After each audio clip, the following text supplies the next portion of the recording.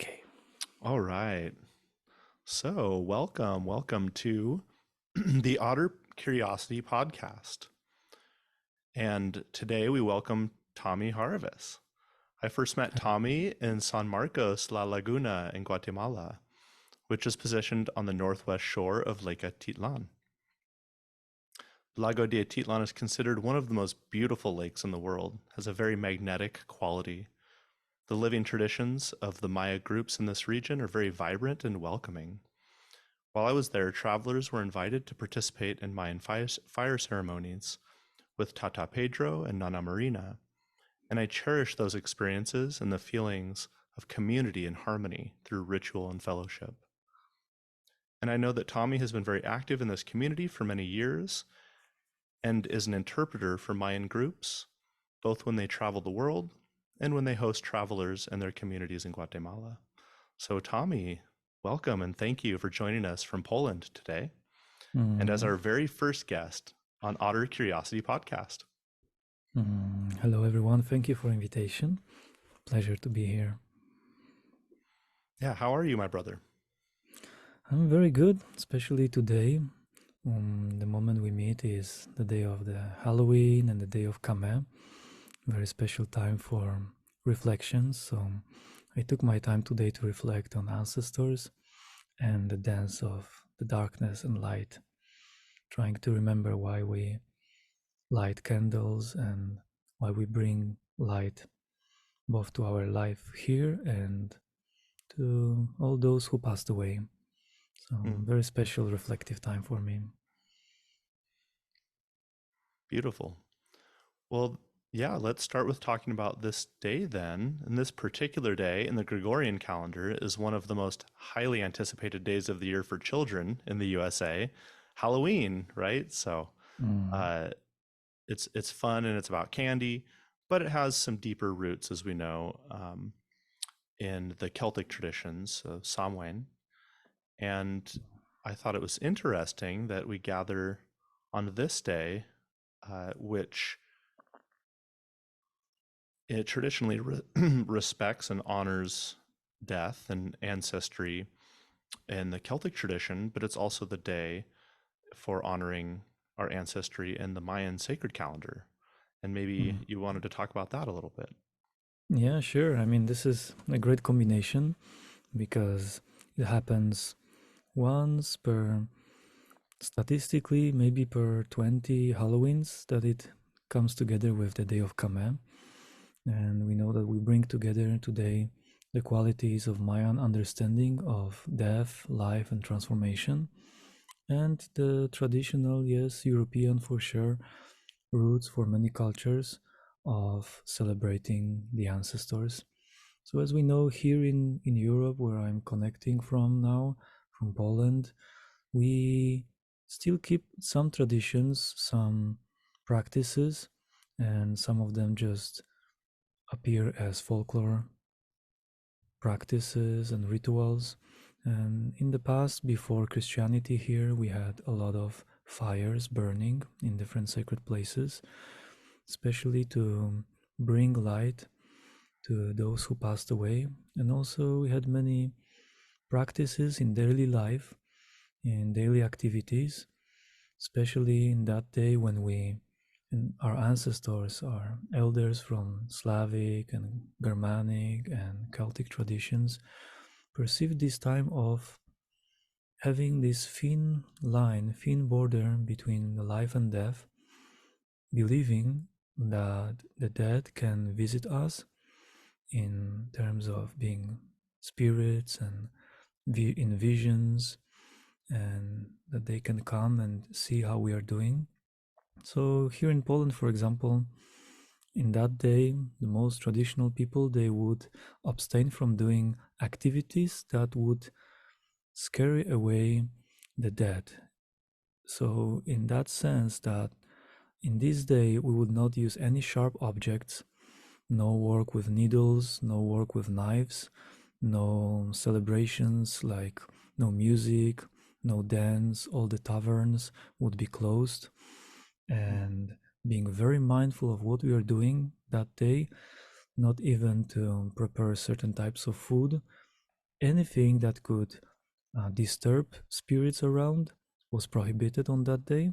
So we'll just remain silent for the whole day and being aware, very sensitive to the movement around, to see that maybe and feel that maybe some ancestor wants to visit us. So we need to be, very receptive for that. That would be the old ways here.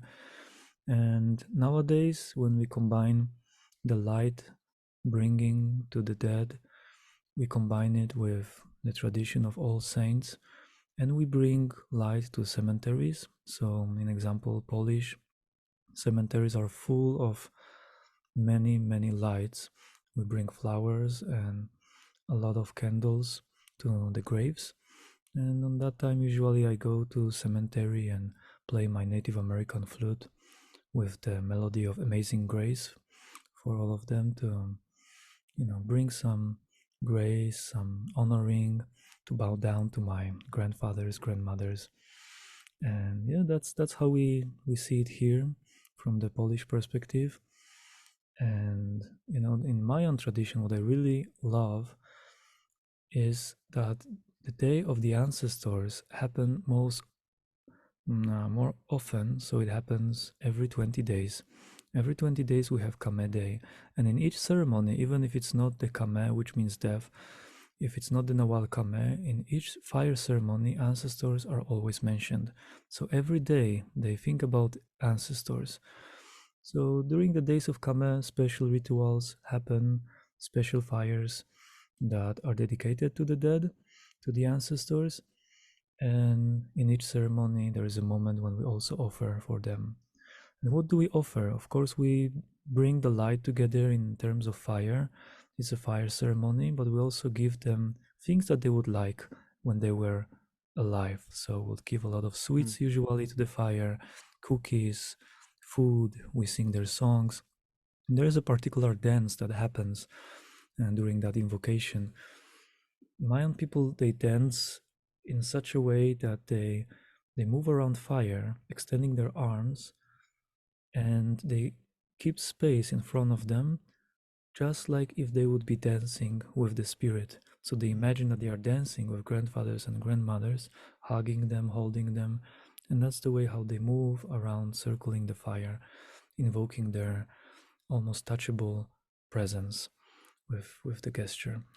So that's how it's being done in the Mayan way. The names are mentioned. So we mention all the names of all the grandfathers, grandmothers, mothers, fathers, all the dead, and also our friends and brothers and sisters, whoever passed away. Their names are being mentioned, names, surnames, and together with that, in the Mayan tradition, there is a sentence mentioned, and it goes this way: Humai Chikamai. It's in ancient Mayan language. It doesn't have literal translation nowadays, but to understand what it means is like the peaceful memory of that person, the peaceful memory, Humai Chikamai, and then mentioning the name, let's say Humai Chikamai John, and then offering candle to the fire for that grandfather John, for example. And to the fire on that occasion, Mayan people offer the candles that are out of beeswax because it comes from animal kingdom, or out of animal fat. So that way, something that belongs to the dead body of an animal is being offered to the fire, and as well as alcohol, the spirit, to offer to the spirits, some sugar, and tobacco, because that's how they connect with them, through tobacco, through alcohol, and sweets. But that's Mm. not, not used by those who offer, so we don't eat it, don't drink it. We give it to the fire, believing that the fire is a big gate, is a portal that will consume it and pass it forward to the ancestors. And that's a similar thing to what the original shamans from Siberia, from the Tengri Buryasi groups, what they do when they invoke ancestors. When the ancestor entered the body of the shaman leading ceremony, immediately also they drink a little bit of alcohol. They do that ritual in front of fire in order to connect with the ancestors. And usually in that fire, for the Mongolian and Siberian traditions, they also offer some parts of usually deer, parts of animal to feed the ancestors. So those are the main practices, and it's great to know that every 20 days is ancestor day for the Mayan. It brings that kind of feeling that we don't need to wait the whole year to remember them, but we can do it more often to focus on all the good that comes from the ancestors. Hmm.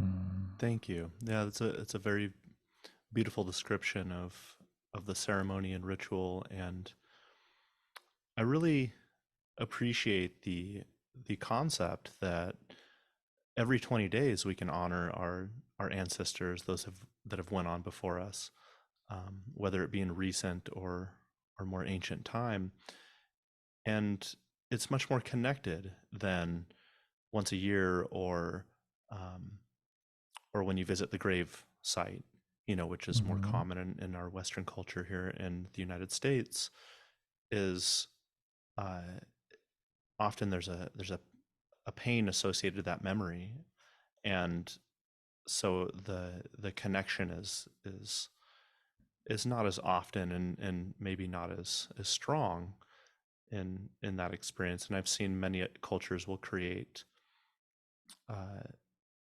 an offering place an altar on their altar for their loved ones as they've passed along in many different cultures, and that's that way of whether it's lighting the incense or doing the fire ceremony. It's a way of staying connected to those that we Mhm. love, because the love doesn't fade. It might change in the way that we love ourselves and love others, but it's still there, for those that have went on before us. So that's a great way to honor Mhm. that. And speaking of that, so would you repeat the ancient Mayan phrase again? Humai chikamai. Humai chikamai. Mhm. Humai chikamai. I would like to say Humai chikamai, Elliot Madia, and I would like to honor his presence both when he was alive and past. This is a dear friend of our community in Olympia, and he just died unfortunately in a car accident about 4 days ago. Mm. So it's good to Humai know that I can chikamai. still stay connected. Humai chikamai. Mm.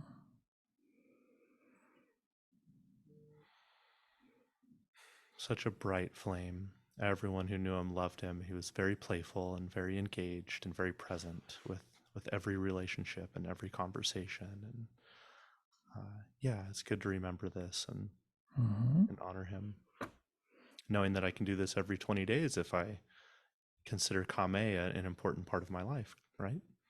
Mhm. Yeah. So maybe let's talk about Kame a little bit. What is your interpretation of that? Because I hear, you know, people say death, and then I hear people say transformation, and those are just like two words, right? So there's so much depth to every nawal or day sign that, yeah, I'd like to hear what your interpretation is in a little bit more depth than just death, because that can mean so many different things to so many different people. Mm. Yeah, knowing that Nawales are archetypes, they have vast meaning, a lot of depth into the meaning of it on in all directions, knowing that each Nawal has the bright side of it and the dark side of it. So when we think about death as an important archetype in our life, it means all that is related to it when we think about it, when we feel into it. So both the negative aspect, which is the mourning, the difficulty, the challenge of letting go. So it is also about attachment. Death as a teacher that comes and takes away. And when we are ready for it, when we detach from it, when we let go, then it's also something very blissful. So death as something that we call when we want to let go of something that doesn't belong to us or doesn't serve us anymore. So Kame, for the Mayan perspective, is also the death of problem, the death of sickness. It is also a space, because we can see death as something quite silent, quite open.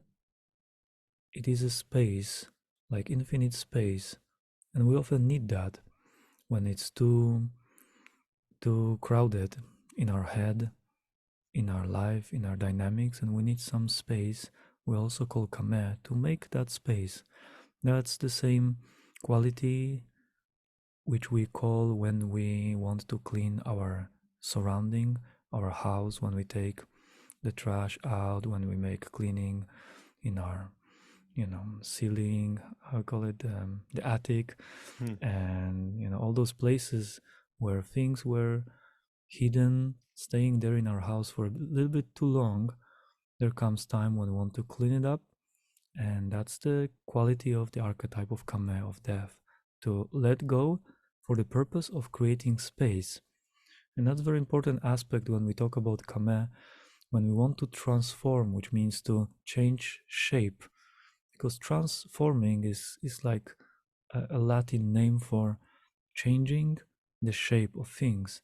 When we want to change the shape of our experiences in our life, when we want to invite something, we pray for something, we need to create space. That's when we call the Kame, to make that road clean and empty in front of us, to invite something new to our life. If we want to have a partner, we first ask ourselves, do we have space for that partner in our life? We look around. Is there space in place where I'm living to have partner, to have kids? Do I have capacity for having more resources for what I want to do? Because often we pray for things to add things to our life. We want to add, but then we often don't see that importance of the negative aspect. Negative means to take away, to purify, to let go, to create that space for it to arrive. So, in our mind, especially on our mental level, do I have capacity? Do I have space in my life? Do I have time for it? Do I have energy for it? That's where Kame comes to also, confront us with that. And sometimes, because we pray so much for something new to be added to our life, Kame can come and say, okay, I hear your prayer. Let me take this and this away from your life. So now you will have space and time. This is very important teaching for all of us when we consider past experiences, when we felt that we lose something. We can realize that we lost something for the benefit of space to have something new in our life. I love repeating that phrase that I learned from my teacher in my early childhood, saying, don't be afraid to lose. Affirm and pray that God has always something better for you. And when we think about Kame in terms of transformation, it's change with the purpose of bringing something better.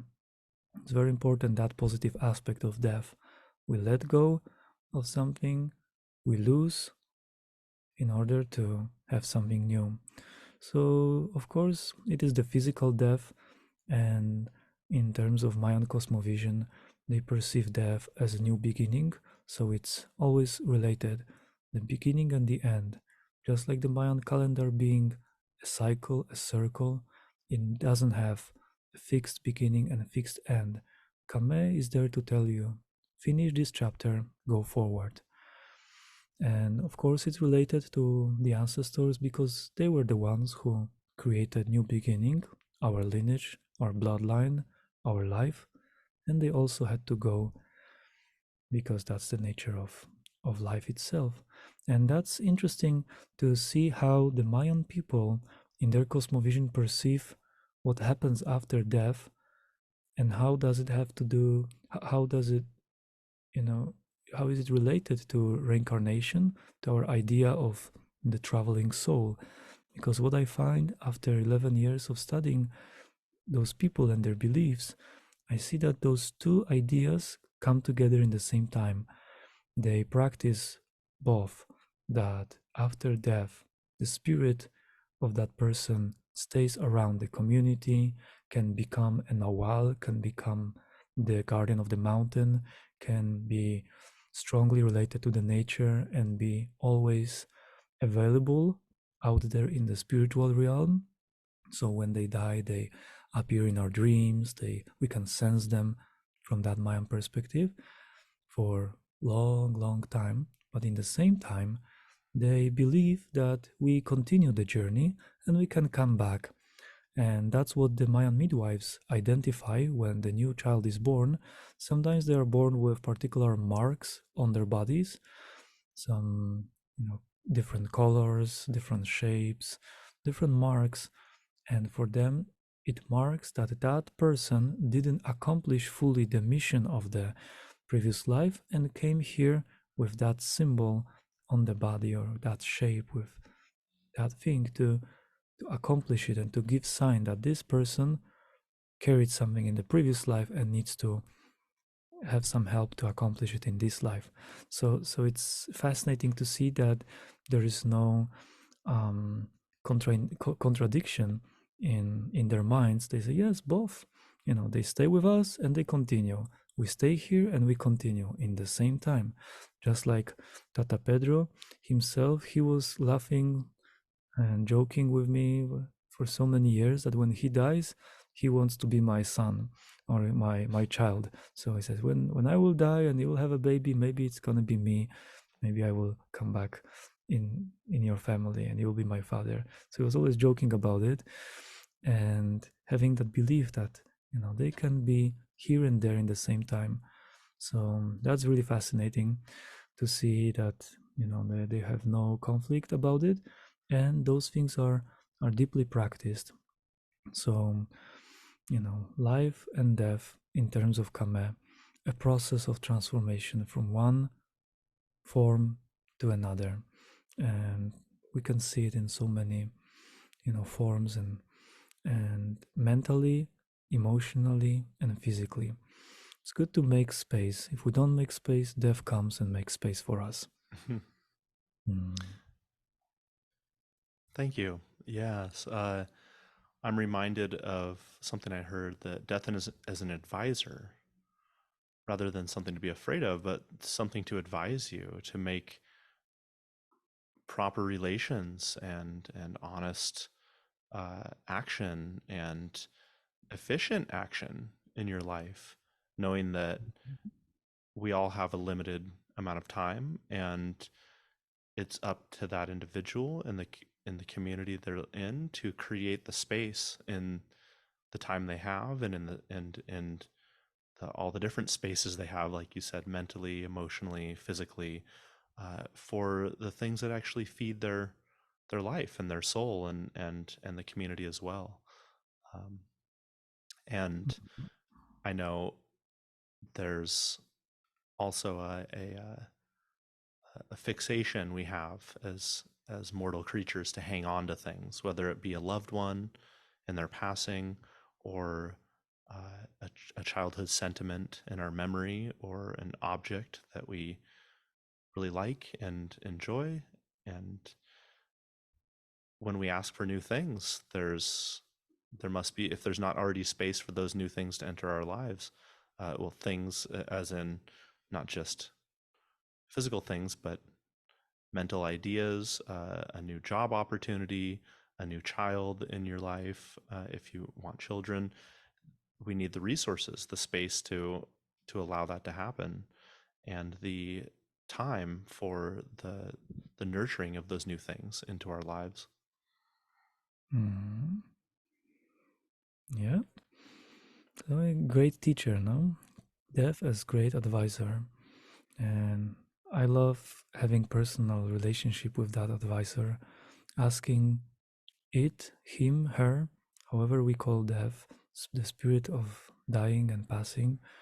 But having conversations with that quality is very beneficial for being more used to dealing with our fears and what you mentioned, attachments, things that we hang on because we, yes, we have that tendency, and that tendency has a strong power in our mind, in our manifestations.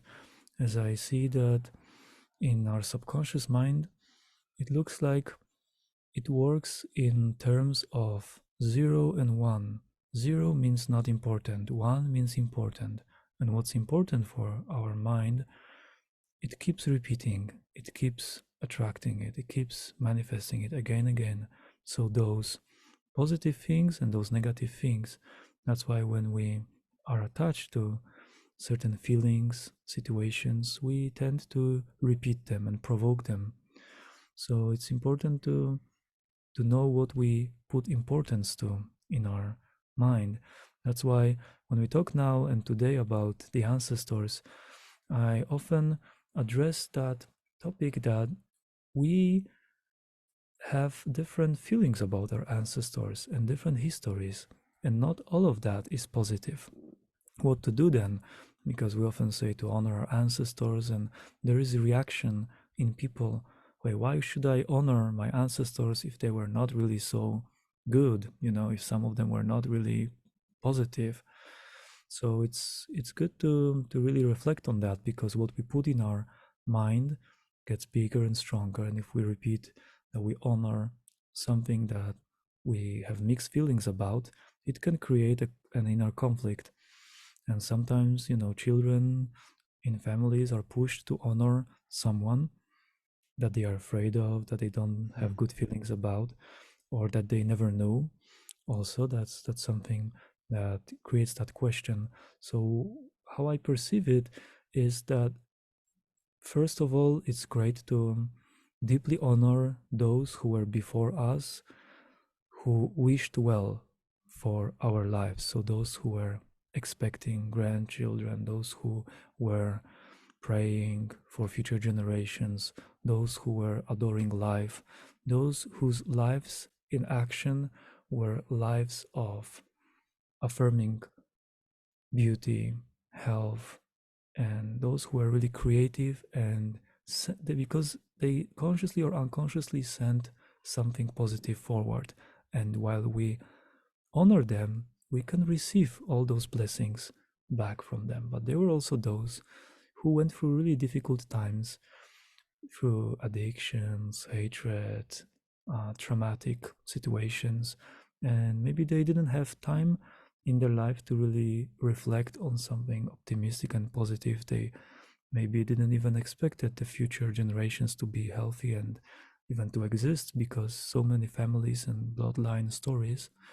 So when we honor the ancestors, when we think about them, I have that image in my head that when we send light, when we focus mainly on the essence of fire, of light, of warmth, of transformation as the quality of fire which can eat what we offer to it and can transform it to something very subtle and open and spacey, then when we focus on prayer of light, we can really help somehow those who were before us, who were experiencing those difficult moments. And we don't need to,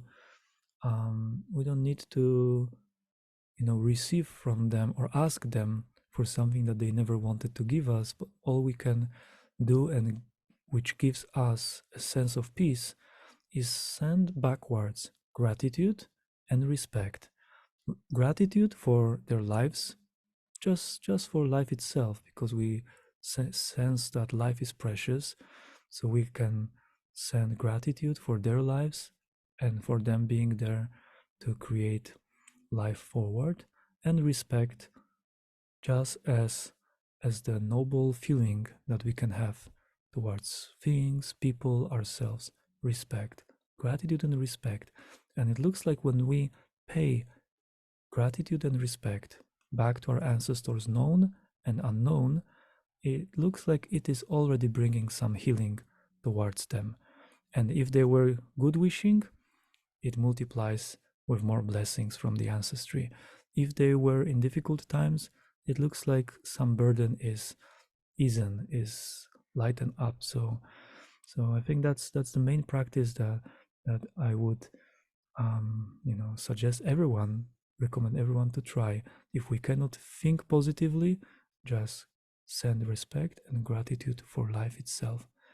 And some compassion may arise from that.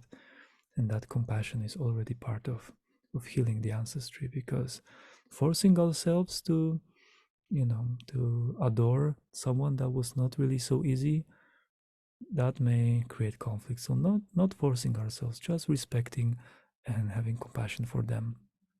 Especially traveling around the world, I meet people who have ancestors who were, you know, on those difficult side of wars, being oppressors, being, because often victims and oppressors, you can meet both of those in our ancestry.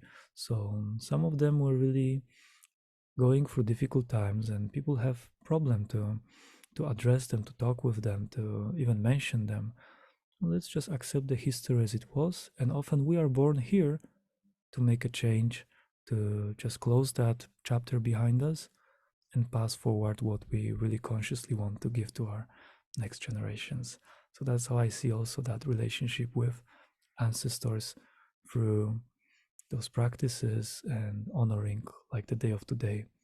So even if we don't know who was there before, even if we have mixed feelings, what we can do in case of our people here in Poland, we just go light candle, have moment of silence, bring the light, and allow the light of the fire to do its job.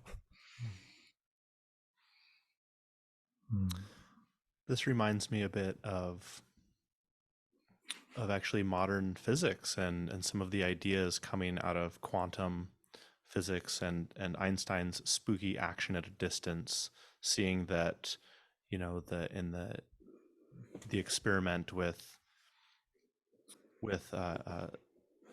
light taking two different paths, that if we record that event, we don't know if it's a wave or a particle until it's observed, and that goes back in time, that it will change before it actually moved through the experiment based on observation. And there's other ideas in the static quantum wave idea that this linear aspect of time is simply a perspective, and that really seems to parallel the Mayan cosmovision from how I understand it, and this concept that you eloquently portrayed of sending respect backwards in time, and that time maybe isn't this uh, everything that's past is now unaffectable, and we live in the present and we're marching towards some death or some space in the future.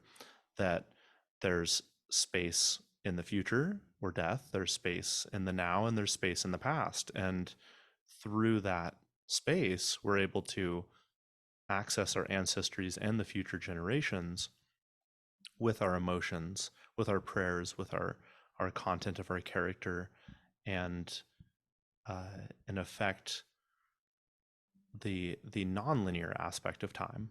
And Mhm. you can correct me if I'm wrong, but it seems like some of the the now modern theories in quantum physics parallel the Mayan cosmovision, which also seems to parallel a lot of the the Buddhist philosophies as well.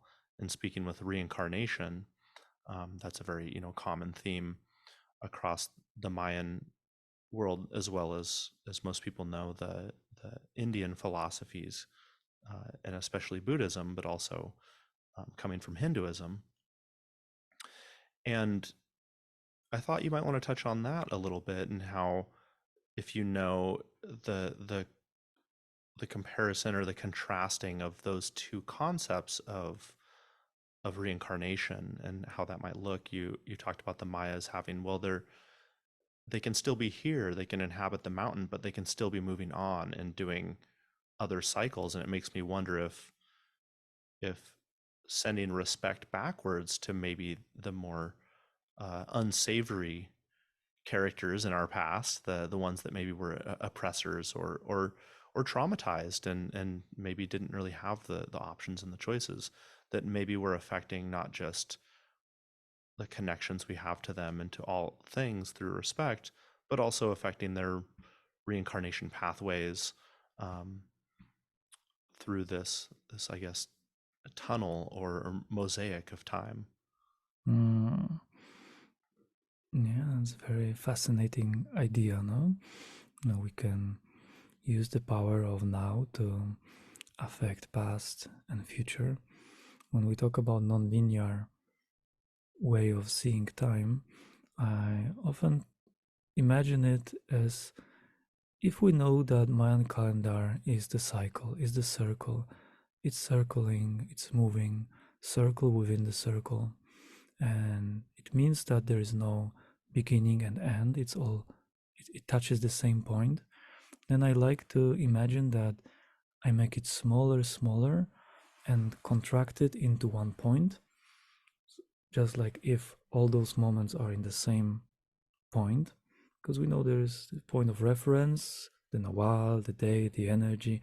But also, if we just look at time as one single point and reflect on that, we may see that the past, present, and future, they may have a, a gap, a gate where they're all accessed, and we access that through going to the higher dimension, maybe we can say, through different state of mind. And personally, I work a lot with regression therapies, so knowing that it's possible to access and sometimes precisely see things that happen and that we're not supposed to remember, but we have that capacity. So from actual experience, when I travel through the jungle and visit those ancient Mayan cities, important fact is that the Westerners, the archaeologists, and archaeoastronomists, when they describe those places, they say ruins, abandoned cities. When we talk with the actual elders and spiritual guides, they say those are not ruins. They say you call them ruins because you ruined them, but for us they are active temples. And then we go further and experience, just through the act of imagination, being there around those big temples in the depths of the jungle. We can experience, just by imagining, what if those people that we imagine that they disappeared, what if they are here on a different level, in a different realm, in different dimension, both those from the past, the ancient ones, or if they continue being there in what we call present. So I often did that when I'm in the jungle, just trying to sense how the life was around those pyramids and temples and palaces. And often I have this sense of them being present, but present by presence of what was important for them. So their teachings, their daily life, their rituals, which I imagine somehow that this is a part of subtle body that actually stays, what we can call the ancestors, the living ancestors' energies, and there is a part that continues. That's how I somehow translate it to myself. Let's say we have astral body in which our feelings, things that are important for us, are very active and are accumulated in form of, let's say, energy, some astral particles that are active, that are very visible to us in our dreams. And when we leave, part of us from different higher subtle bodies move forward, but other parts stay around, being related to important places for us, to important people, activities. That's how I imagine we can still tune to them and see them in the form that they had in this non physical but describable symbolic form, with their feelings, their teachings, their songs, their arts, and their practices. Though the more subtle the essence, or what the Buddhists could call karmic seeds, of the soul were moved and transformed with awareness to another body. In the Buddhist perspective, there is a bardo state, the state between incarnations where the soul rests and gets ready for the next. And there is an impulse that comes saying, now is the time for you to go to the next body. And we go and find the next body in accordance to our needs, our karma, our unfulfilled things to continue. And I imagine that part of those things that were important for us, they just stay near near people, near temples, near places of our work, and things that were important for us. That's how I imagine those being fed with our attention, our rituals, with our memory. And if that memory is still there, it still activates and gives food to those spirits. Though for some reason I somehow feel them more as shadows or shapes or phantoms that can be related to very complex feelings and symbols and teachings more than actual aware soul that could already be transformed to another body. So that's how, Hmm. somehow I try to translate it to myself, as there is no direct answer from Mayan people. They will just say that Hmm. this works and this works. I'm not trying to find some scientific you know translation understanding of it. I think that's how those both things can work. And when there is no more charge, no more energy to feed those old things, then eventually they, disappear or dissolve, making space for the next information in the astral world. Hmm. And directly, I had those experiences with Tata Pedro as he passed away, and knowing that those people who pass away appear in our dreams. And for Mayan people, it's very literally translated for them. It's like when someone appears that died, passed away recently in last years and keeps appearing in your dreams, what they say to you, they take it very literally. So I had that honor to be with him in his last days and bring his coffin to the ground and participate in all the rituals. And I experienced myself him visiting me almost every night after his passage, and he keeps visiting me. Even 2 nights ago, he came to pass on to me some teachings about Nawales. They keep coming when they pass away, and they keep giving some informations. And when they were Mayan, we know that the living Mayan people pay a lot of attention to the dream world. So it looks like the dead Mayan, the Mayan spirits, they also pay attention to that, and they talk to you through the dream world. So immediately after his passage, that then the next night he came to me to talk with me, and he told me, in the house they need to do this, they need to clean that, and then I pass on this information to the family and say, oh yes, okay, thank you. So Tata Pedro talked for you. We acknowledge that. Then he appears in the dreams of another elder. And the elder around the fire said, oh, Tata Pedro came to me in the dream and he said, we need to do this type of ceremony with this amount of candles, these colors in that place. And all of them say, okay, let's do it. Let's go there and do it. So it keeps happening like this. Whenever mm, important elders such as Tata Pedro appears in the dream, we have a group of different tatas and nanas. We pass on the information and try to accomplish or understand the teaching. 2 3 nights ago, Tata Pedro came to me and said, that's really curious, because in the dream I asked him, Tata Pedro, what was your dream? Because he woke up and said, what did you dream about? And Tata said, oh yes, I was dreaming about nawales related to organs in our body, and I realized that each organ is related to nawal. Then I asked him, then how many? Like 20 nawales, also with 13 numbers? how do we count the organ? And he said, yes, we have lungs, but also we have those different other parts of lungs and breathing system. I think the Wallace are related to each parts of those organs. And yes, there were many more than we think. And I need to study that. He said, okay, yeah, let's study it.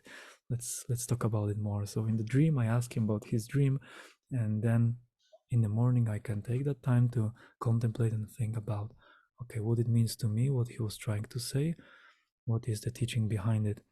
And often those teachings are very significant, and we see that that connection of the dream world, which I believe often being part of the astral world, through the emotions and feelings and symbols, if we translate it well, we can have a connection and relationship with those people, and also consciously trying to project ourselves in the dream world, we can send something. So both receive and send. Mm. Though I somehow imagine that those are not the souls in that sense. I can imagine that they can travel further, but they can become strong archetypes and be still alive, but in a different part, just like we are alive in someone else's lives through them hearing our voice in their head, right? Mm. We often see that someone says, oh, I was about to do this and I had your voice in my head telling me that maybe I should do it that way. Yes, so it means that I am alive in someone else's life also, and that person can sense it, feel it. How would I act? So I think it's a bit more fractal than Yeah. linear. Yeah. It seems like there's a fragmentation. When you said, we dissolve down in, I was imagining a mushroom because I study mycology, and I'm fascinated by how, this mushroom arises and it takes very discrete genetic combinations to create this fruit body that will emerge from the ground. Um, and it has a lifespan, and it will then dissolve back into the earth. And although there was new molecules, new life generated in that single mushroom, and each mushroom will be different with its variations of chemistry and biology, and but the building blocks continue to rise and go back down, right? The carbon, the nitrogen, the phosphorus, all of these elements arrange in different combinations in a unique body like ours, and then they they dissolve, and they but the elements continue to persist and take on new forms. And that's sort of my my analogy on the scientific side and the biological side of the transformations. And it makes me think of the tree of life, because the tree of life myth is so common. It's the oldest, as I'm sure you found in all of your studies across uh, shaman cultures to major world religions. Now, the myth of the tree of life and this axis mundi, or primordial axis, and I do find it fascinating, and it's has such a strong persistence and commonality. And tree worship is one of the oldest worships known. And I always thought it was fascinating how we find in the tree of life uh, myth among the Maya that it has something to do with that portal of where you go after you die, and the process of transformation, that just like the 13 tones of the Mayan calendar are likened to a seed becoming a plant that grows branches, that grows flowers and fruits, and that fruit falls back to the earth and becomes the seed. And there's a cyclical process to the tree of life, and maybe we're fruits, so to speak, on this larger cosmic tree that have our time, and then we become the seeds again, and those seeds go back to either nourish an animal or grow into a whole new tree. And each iteration of that tree as it goes through time will be different, but it will still carry the shades or the shadows of the previous behind it. And that's kind of how I interpret the fact that things reincarnate, but they also transform. That there's something preserved, say in the Buddhist philosophy, you say the soul seed is preserved, but there's all this extraneous matter or cosmic dust, if you will, that is either scattered or rearranged or transformed. And obviously, there's no hard answers here to any of this. This is all Mm. very metaphysical, but I find it fascinating to think about how our lives transform, just like we see transformations in nature. Mm. Yes, I remember your drawing the 13 numbers together with the cycle of mushrooms. I think I still have it. I have it somewhere. Yeah, that cycle is repeated in many places, just like the axis mundi, the tree of life you mentioned. And it's very fractal because it can be very physical, can be very subtle.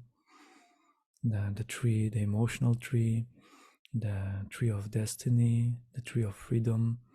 It's very present in especially the Mayan cosmovision, as each nawal comes from another nawal and goes to different nawal. So that Mm, continuity is seen like the underground, the lower world, the middle world, and the super world, supra world, just like the lower self, the middle self, and the higher self. Those are all present, and in the Mayan tradition, that would be the ceiba tree. Ceiba is this huge tree in the jungle that they call it the tree of life in the physical form. In the South American, in the jungle, they call it Samauma for the Hunikuin and Yawanawa people. So it's very present, very, very big and powerful tree. mm. Mm.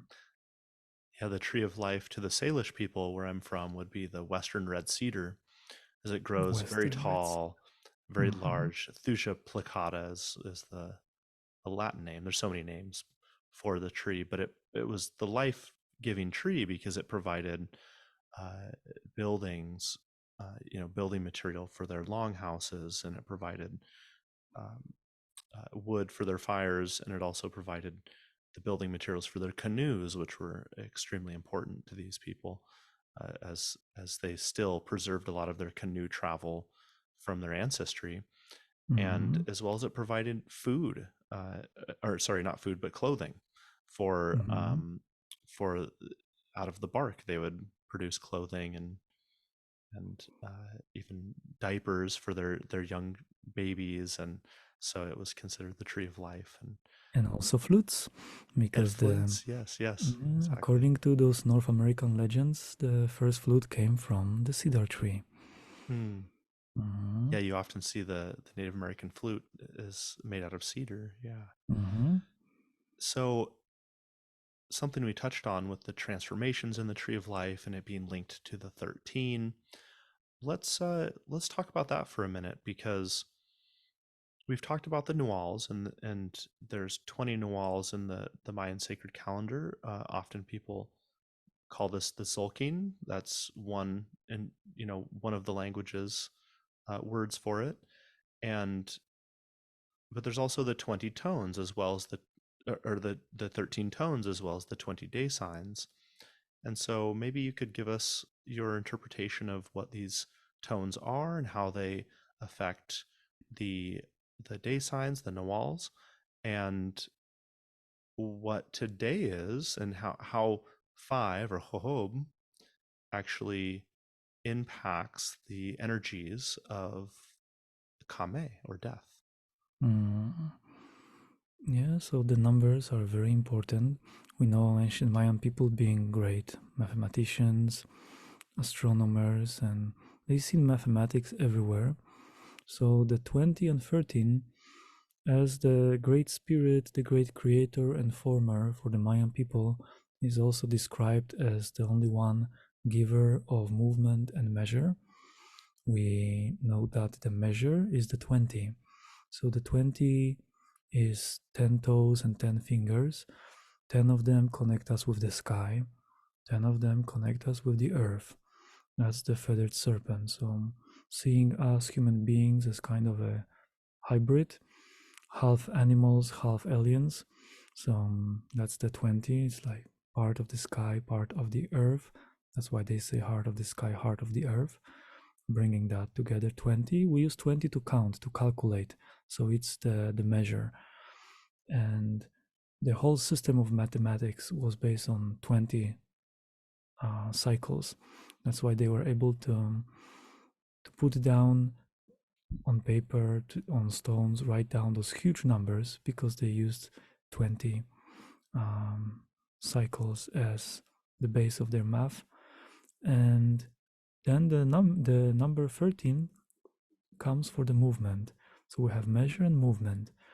The measure itself without movement would not be alive. So those 13 numbers give life to it, give dynamics to it.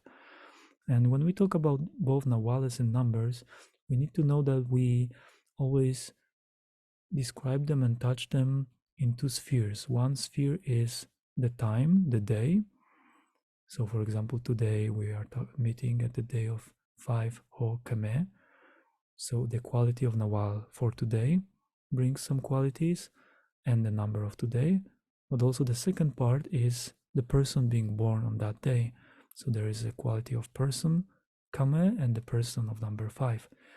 So, the Nawal brings certain quality, the archetype, and the number brings dynamics, the movement. So number 5 brings certain dynamic to the day of today and to the person that is born under the number 5. So 13 comes mainly from 13 main joints, 13 articulations of our body. So the ankles, knees, hips, wrists, elbows, shoulders, and the neck. This brings together number 13, which is also seen on some Mayan temples and Mayan pyramids. And as well as those numbers are often placed in the form of wave or pyramid, 1, 2, 3, 4, 5, 6, 7, the top, all the way down to 13. That creates a triangle, super important for Mayan people, and has to do a lot with the nebulous number 42 in the sky between 3, almost creating a perfect triangle in the sky. And mainly those pyramids and temples were aligned to those 3 stars, and then they see mathematics everywhere. So those 13 give us movement, our joints give us movement. So different number will give us information about how that quality, that archetype, will be expressed in form of action. So not only to describe something as Nawal, but how it moves, how it acts. Just like one thing is to read a book and imagine what happens, other thing is to live through experience or see a movie when things are being acted and moving. So number 5, for example, today, I mean, to talk about all the numbers, like wow, it's so fascinating. Each number has a story. But let's say 5. Where do we find 5? Because they always find it, they always search for it. Where do we find 5 in nature? One of the closest things that they use as reference point is 5 fingers of one hand and 5 together. When we close our fist, our palm, we make fist. This 5 means then empowerment, but also command. So it has those qualities of the hand. The hand can be helping hand, can be empowering, can be very precise, acting, creative, doing things. When our hand is open and flexible, we can do many things. And when we have our hand closed as fist, we cannot do much. Though we can command, we can use that as a powerful force energy to damage something, destroy, or push something. That's why often we see revolutionists, they put their fist up, or whenever we somehow want to express power, we have our fist up. That's the meaning of that energy. It's the power, empowerment. So we say, if I hold my fist like this and tell you, you can do it, yes, you can make it, I'm already sending you strength from that. Also, I could, threaten someone with that. So the mudra for number 5 the movement of hand would be to open it up like the flower. So from the heart, from the structurized, strong, we can say Saturnian, into more Jupiter Hmm. quality, so to expansion like the flower, because that way we can do much more and open up the energy and open up what's soft and powerful inside. So the day of 5 then is the day when we can ask for power, we can gather power, we can do, we can act. It's a great day to make decision, to move things forward. It's when we often have that question when to do something, then 5 tells you now. Now is the moment. And give you strength, give you power, just do it. Your physical work, your projects, your activities, this is the day to move forward for it, ask for help and support if you need, give help and support if it's needed around. So the day of today is exactly for that. That's why I like in the day of 5 be more mindful about the messages I receive. If there is someone asking for anything, I like to make that step forward to act, to help, to check out if there's something I can do, because on that day we have additional energy that can be casted towards project, person, support, and so on.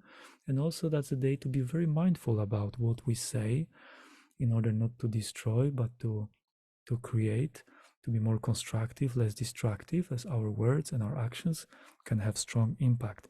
And as we know, we need to always measure right tool and right amount of action and words into what we are doing, no? To be having a right amount. So it's a good day to think about it, to reflect on it. And analogically, person born in that day is a born leader, is a person that can motivate people, and now depends on if the person leads with fear or with love. That depends how that leadership will go further. My daughter is born in the day of 5. She's 5 noch, and that makes her a very um, organized person, and she likes to give commands. She's very precise with how the things should look like. She's a natural born leader. She goes to school. Kids choose her to be the the principal, how we call it, the leading person in the class, Hmm. the one who's taking the responsible role. And always she finds herself commanding and telling people, like, just you do this, you do that, and she needs to just learn how to be more flexible and Hmm. respect other people. So that's the number 5. It's a lot about the strength, the power. If we see in nature 4 directions, then the 5th would be the center and the combination of all of them. The equal harmony of number 4, the expansion of number 4 gets into the 5, which means gathering all of them together to create common action. That's why it's like a 5, like nuclear power. Hmm. The nucleum that is in the center, Hmm. that has a strong potential. So that's an example of the day of today, and how we can harness that by knowing the rule of the game. Because while knowing it, we wake up, okay, it's a day of 5. Now I can make decisions that can go with natural flow of the energy of time and make it a good use and be mindful not to be too strong. Yeah, that's Hmm. that's how we basically manage numbers. Okay, thank you. Yeah, that I have a couple questions about the those, but I'm going to first ask. So how would you say if we had someone who was born on this day, 5 Kame, Mm-hmm. standing next to someone who was born on 4 Kame, what would Mm-hmm. those different personalities be like, or those energies between 4 Kame and 5 Kame? Mm-hmm. Yes, that's a very good question and good example to see how people interact with different nawales and different numbers. Because one thing is different nawales, but now we have two same nawales, kame, and we have different numbers. What is important to see in the Mayan numerology, let's call it that way, is that each higher number contains the previous numbers. When we see it visually, number 1 is the dot, 2 is 2 dots, 3 is 4 dots, 4 is 4 dots, and 5 is already a bar. That's the line, no? But each higher number is not a different shape. It's just those previous added, so they act together. Same thing is with the Arabic numbers that we use, but we already lost the basic, the original meaning of those shapes, 1, 2, 3, because originally they meant amount of angles inside of that shape. If you study more the numbers that we are using, we see that there are particular calculations of angles. So here, when we take the knowledge out of this accumulation, we know that the person of 5 will be, literally to say, will be more. So if you compare 1 to 13, it's the extreme. Number 1 wants more.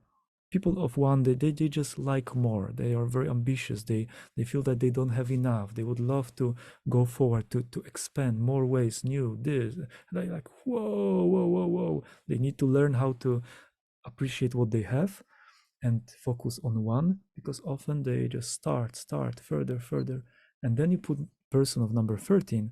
They are so already accumulated with all the things, and we talk about both gifts and challenges, talents and difficulties. So they're so accumulated, and they're like, give me a break, let's have less, simplify, like, oh my god, that's so much, I would love to have less of whatever you put there. So that's how you compare those two extremes. And we see in relationships and in group dynamics that people of higher numbers, they are often more intense, but that can mean more talented and more gifted, more charismatic, or more burdened, more heavy. So depends how the person acts, how harmonized the person is in one's life. So that's important to see those numbers as actual quantities in a way. Out of that quantity comes a certain, let's say, vibration note, like musical note, that sounds the most, that brings the most, is most visible. Let's say in number 5 we see this commanding quality, and in number 4 stands for forms mainly, and I will talk about that soon a bit more. And whenever the number points to that particular top number, it's the strongest, but those previous numbers, they are also present inside. So when we have number 5, number 4, and the easiest thing to imagine is that most likely the number 5 will take charge, will dominate consciously, unconsciously, but will be dominating, knowing also that pair and impair numbers, they have a lot of importance in Mayan cosmovision. Number 4 is pair number, so it's a person that already works together with harmony, has balance, certain balance, and works on that wave of balance. And the person with impair number, just like number 5, is constantly in life searching for balance. So impair numbers, they are in a bit more active, forward active movement to search for the next step, to bring balance. And the pair numbers, they already operate on what is, let's say, more horizontal. So number 5 Kame would probably take charge, comes from different tresena. This is important. The tresena also impacts. So we combine the tresena of Kame and the tresena 5, and the 4 Kame and the tresena. This will be a different set of qualities. And most likely the 5 Kame will take charge, will find peace and find resting quality in the 4 Kame, will be more like into, oh, I need to solve it, so please 4 Kame, can you bring me a solution, because you are already looking into all directions. It's the balance, is the person that has wide view, while 5 Kame, from all the views, that all the experiences, goes further into something that is more tunneled. And the 5 Kame, having that quality of commanding, may tell the four kame, hey, let's go, let's do it, let's use our gifts, let's use our potential and move towards something. Of course, that depends. Those are the extreme examples in the intensity of the meaning of the number.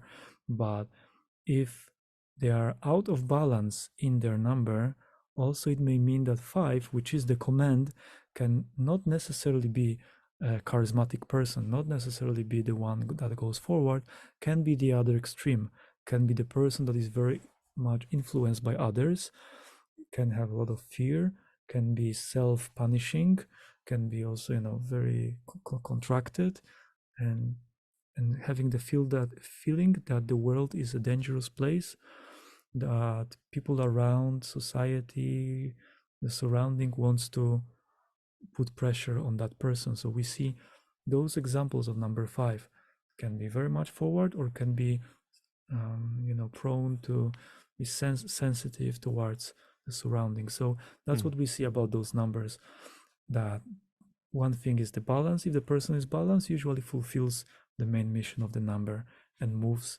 like that. If it's out of balance, then usually person is, let's say, sick or with inner conflict, and in the number we see some solution for that person would be take charge, move forward.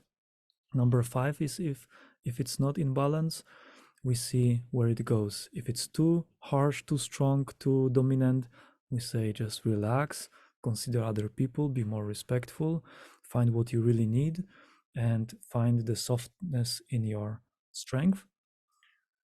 And if it's opposite, we tell person take responsibility, take charge. And then I say, hear what I say. It means take. It's not responsibility just, happening. It's you taking it. Hmm. That's why the number five, you have to make action to take responsibility, to take charge. So you see in each number, and we have those qualities playing depending on how person acts and how harmonious is, or how much out of harmony is, and then we find remedy to bring it back to the main, you know path of Hmm. the quality, either number or nawal. Hmm. Yeah. So yeah, yeah. There's a lot going on with how the tones, the 1 through 13, influence the the nawals, like Kame is today. And so for our listeners who don't know, there's two wheels that generate 260 distinct days. The tones are 13 and the nawals are 20, and 13 times 20 makes 260 iterations before it returns to the the same sign. So in 260 days, we will be back on 5 kame. But every 20 days, there's a kame, and every 13 days, there's a 5, right? Uh, Mhm. Starting from here, from this point, if we were to start here. And so when I first got involved with understanding the Mayan calendar and the Mayan traditions, I had had an out of body experience in my early 20s, and it got me to question my reality uh,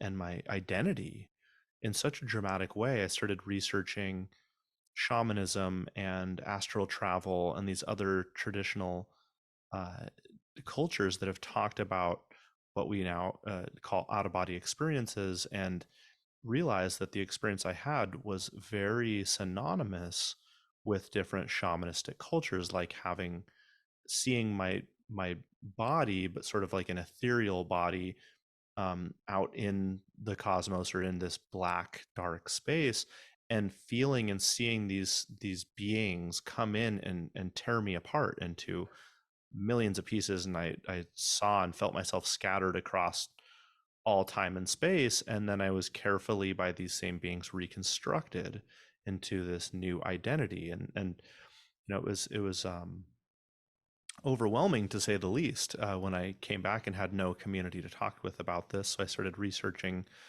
these experiences and found that that's a fairly common experience in traditional cultures and indigenous tribal life. And I became fascinated with many things, but I kept with many topics around this subject matter, but I became very intrigued by the Mayan cosmovision, and I started reading books and digesting information. This is years before I made my first trip to Guatemala, and so I didn't have traditional Maya to inform me, other than writings and secondhand knowledge and third-hand knowledge. And there's a lot of scholarly pursuits in this area. There's anthropological pursuits, and so there's a definite difference between the living Maya and their traditions and the ancestral Maya, who had different calendars in use, and maybe the belief systems, as all things change in the tree of life, maybe the belief systems have even changed a bit over time regarding certain things. Some calendars have fallen out of use when the high culture had fallen. Um, and so I didn't always know what pieces I was getting from where, if that makes sense. What, was this coming from the living Maya? Was this coming from a scholarly interpretation based on stellai inscriptions from the ancestral Maya? Um, the calendar was decoded, the long count, as well as understanding a bit about the sacred calendar, and then the living Maya. I think it was in the 1970s. I'm not exactly sure when, came out and said, "Oh, we still follow the Mayan sacred calendar. The Zolkin is one of the names, and anthropologists have verified that not a day had been lost." And going back to the oldest stellai inscriptions, I believe over 2,500 years ago, and actually going back to the Olmec people, from what I understand, not which, uh, from my understanding, at least predate the Maya, and maybe are the um, the the originators of this sacred calendar and possibly the other calendar systems that were based around this calendar. And I would like to return to the Olmec later, but the point I'm making is that through my fascination, I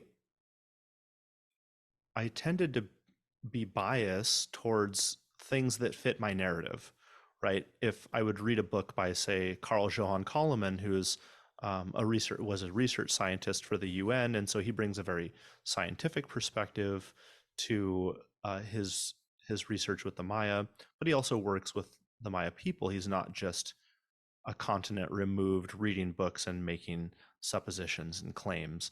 He seems to also um, water in the tradition from what's going on now, and some of his perspectives I really adhered to, or at least felt drawn towards. And one of those, or most of them, have to do with how the Mayan system of mathematics, the calendar, and their beliefs are very cross-cultural, in the sense that you can find elements from ancient Vedic culture, from Celtic culture, from when we're talking about the tree of life, really from all cultures. But the mathematics of 13 and 20, and other long count based numbers are also seen in the Bible and turn up in ancient Judea religion.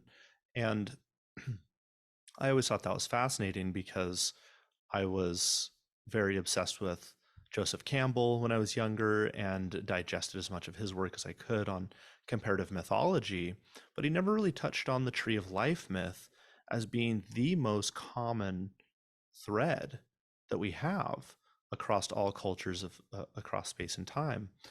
And the number 13 shows up in so many cultures and can be seen as lucky or unlucky or just powerful. Uh, to the Maya, 13 has the energy of completion and finality and sort of fruition in the tree of life. Um, and when Carl Koloman talked about the waveform aspect, and I saw this with other writers too, that that, and you mentioned the odds and the evens, right? Out of 13, the odd numbers 1, 3, 5, 7, 9, 11, and 13 uh, have a specific energy. Like you're saying, the 1 through 7 is to the top of the pyramid, and then down the other side is the other six. So 7 represents the top of the pyramid, but also there's this waveform that's talked about where the peaks are the odd numbers and the valleys are the even numbers. So it'd be 1, 2, 3, 4.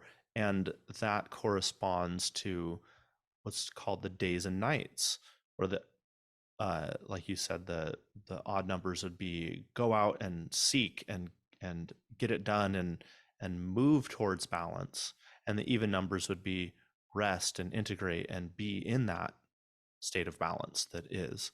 And so as I started to look at the corresponding 7 days and 6 nights of creation that people have pointed out as being the biblical 7 days, also could correspond to the Mayan 7 days of creation, although the Mayan also represents 6 nights, which I thought was a brilliant logical piece that seems to be eclipsed in Judeo culture. Well, it seems pretty obvious that in order for you to have 7 days, there also needs to be 6 nights. For every day has to be broken by a night. Otherwise, it would all be one long day, right? So, in order for there to be 7 days, logically, there's 6 nights. And so, I wanted to touch on that a little bit and see what you thought about those sort of connections across cultures, and what are the qualities of the days versus nights, or the peaks versus valleys, or the odd numbers versus even numbers. And one of the more intriguing things I also saw was the 7 days of creation, also linked to the seven chakra points, which are so well known as these energy wheels that come from Vedic culture and were very important to the sages of India at the time when Ayurveda was developed, and is still a very uh, accepted part of their culture, and has taken a lot of um, uh, interest and has garnered a lot of interest in modern people as well. And, in the practice of yoga and meditation and activation of these different wheels of energy. And so when I saw that linked to the 7 days of creation, that are the seven chakras, also sort of the personal days of your own personal creation and your own tree of life, the spine being the trunk of the tree, the chakras being the movement, right? You talked about 13 being the movement. And so the chakras would be the movement of energy up the tree. And I also thought it was interesting that, well, to be seven chakras, there has to be seven spaces. There has to be seven, or sorry, six spaces, six interim zones.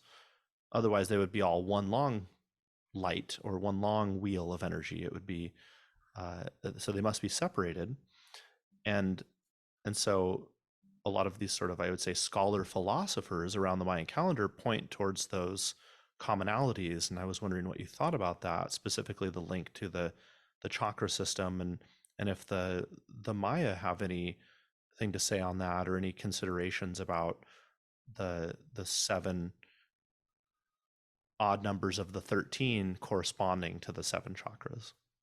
Mm. Yeah, that's what helps us to have a wider perspective when we compare to different cultures and other places in the world that study human experience. I mean, many things were mentioned that we can dive deeper into some of them, trying to bring this universal perspective of understanding why we even search for that, why we want um, to feed the Mayan cosmovision into something universal is mainly to find what we can say truth that is proven from different angles, to see that something that works in many places, times, ages, in different frames, that still works. So that's kind of scientific approach, no, to know that there are always the same results or similar. And we see that different cultures and different civilizations somehow brought different gifts to humanity if we think about what we benefit from them, what is the benefit nowadays that we have from those different cultures. And if we consider the Hindu people and the yogic traditions, we think about chakras. I imagine that we can say that chakra system is a gift from those people for us for nowadays, as we know how it traveled through the world, and many people around the world received and integrated that into their practices and the way of seeing the world. The Buddhist tradition bringing the gift of the soul traveling, reincarnating, the meditation, the self exploration of mind itself. And then when we think about Mayan people, I think that their gift is the gift of time, the gift of understanding time and cycles of life, because nowadays even the modern astrophysics still searches the links and the informations in the Mayan codexes to understand better the movements of the the bodies in the sky, movement of the universe, because they were able to really precisely see how the behavior of our planet was related to behavior of bigger cycles in the universe out there, the rising and the falling of constellations, the movement of Venus, the number zero in mathematics, which was very important. We talk about numbers from 1 to 13 to 20, but there's also number zero, which was very much considered as the only, so far as we know, the only tradition that was using number zero in that time. And then when we see how fascinated they were about time and observation for long cycles, we see how many gifts we receive from them, aside of even, football coming from the Mayan people, from the pelota game that, got later on evolved into what we know today as soccer or football. The highway sizes and the way of bringing roads together to one bigger way, coming from their system of roads between cities, and many gifts that they brought to us, but specifically the time. When you say 7 and 6 in between, exactly, that's the point. 7 plus 6, 13. Now let's say 13 joints plus 7 chakras, 20. We have 20. 20 plus 13, what's the number? 33. What do we have 33 in our body? 33 vertebra. So our spine, mainly. I mean, there are unique rare beings that have 34, but that's like a paranormal activity in the spine. But normally 33. So 33, 20 plus 13. All those numbers, they come together into sacred mathematics of our body. And yes, the system of chakras, when we talk with modern Mayan people, when I say modern, I mean post-classic, nowadays living people that we call Mayan. In just Guatemala, 22 ethnic groups of the Mayan people, plus 2 other ethnic groups who are not Mayan. When we talk with them, they don't talk about chakras. They don't consider chakra as something related to their tradition. Also need to understand 2 things. One, that the chakra systems are many with their numbers. We know that the 7 chakra system is the most commonly known and brings a lot of universal understanding, and it's the most explored nowadays. And the other thing is that the nowadays post-classic Maya people, they also went through a lot of changes. Like you mentioned before, that those their beliefs also changed, but mainly their surrounding, their way of living changed. So when we talk about Maya, we see the pre-classic ancient Maya, the classic Maya from the rise of the peak of the civilization, then the post-classic Maya when millions of Maya people disappeared and left some tribes to continue their knowledge. Those are the post-classic Mayas. And when we think about those post-classic, the nowadays Maya people, they also had to bring syncretism with the religion, with mainly the Christian religion, both evangelic and Catholic, which is very present, and they were forced to combine some things. They were forced to let go of their classical writing system, though they were able to recover it. And with the cooperation, let's say, with anthropologists, they were able to, we say, break the code of the ancient Mayas, but mainly they fused the researches of the researchers together with the oral tradition of the people that were living libraries, bringing that system of tzite, which are the sacred Mayan seeds, the count of 20 and 13. They brought it together, and then they analyzed in the meantime the Chinese language, the Chinese alphabet, to see how actually the ancient Mayan people would communicate themselves through symbols and their codes, their language. So we know that many things change. So the fact of seven chakras, we see it so logical to be there, to be logical for all humanity, though in modern times and in oral traditions we don't have those informations about the seven S spheres of bodies. We know about the seven shames, we can call it that way. It's not sins, they don't like the word sin, but like seven things that not supposed to be done. That number seven is mainly considered the number of the mystical, the number of the divine, the number of the peak, which is the center of the trecena of their Mayan week, where you're supposed to focus mainly on the spirit, mainly on what is sacred, and pay your respect and focus on the relationship to the divine. Because when you're on the top of the pyramid, if you don't keep your balance, you fall down. And the best way you keep your balance is keep your balance with what is up there, like keep it upwards. When on the other numbers, they always have the counterbalance in the other, on the other side, 1, 13, 2, 12, 3, 11, and so on. And number 7, the counterbalance, we can say, is the divine, the vertical line itself. So that's why the 7 is always present, is very important.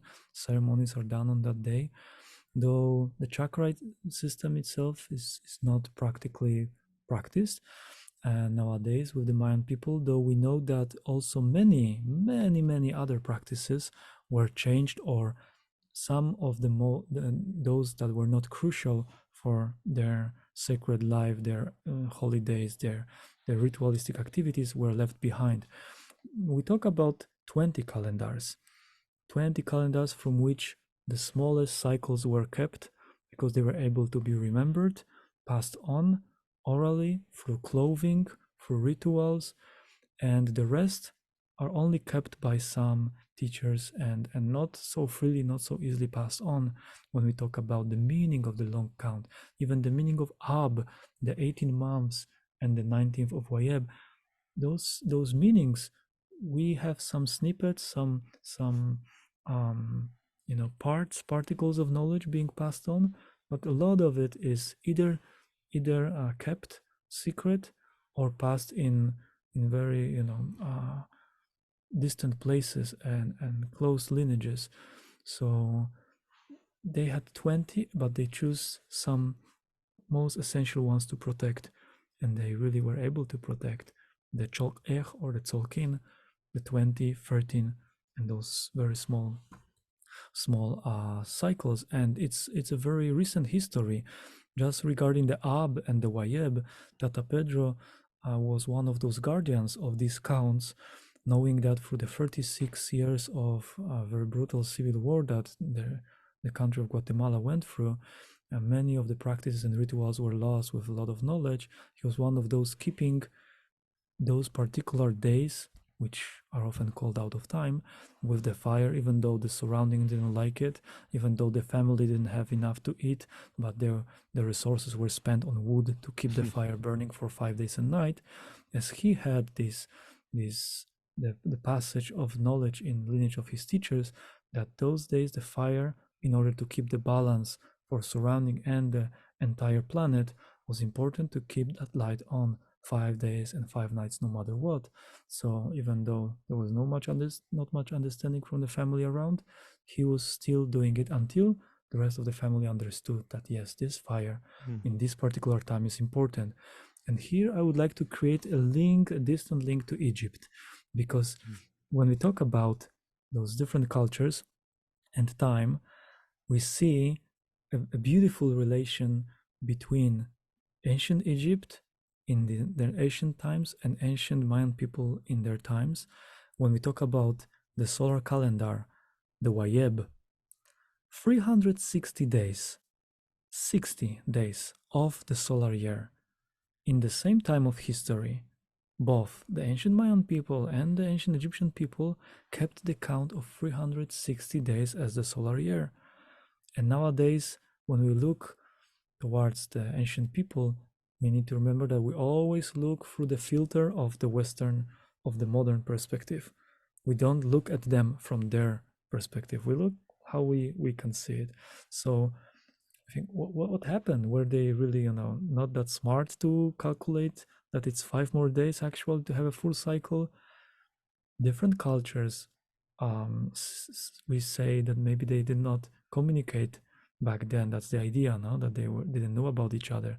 But how those two different cultures kept having the same solar calendar, just 360, and in one moment of time they added 5 days, both the ancient Egyptian ones Mm. and the ancient Mayan ones. And they describe it differently, but in a similar way.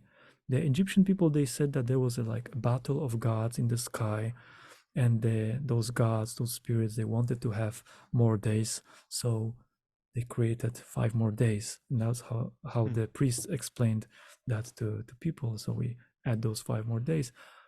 And the Mayan people say that the carriers of the year abandoned us in the sky for 5 days and left us to see how we are doing. And we had to, because of them out there in the sky, we had to keep the light of hope and burning for 5 days. And we had to be really mindful and aware for that time. So both cultures said that something happened in the sky and created 5 more days in the same time in different traditions. So we're talking about probably some phenomena happening astronomically speaking that prolonged the the year on the earth for 5 more days.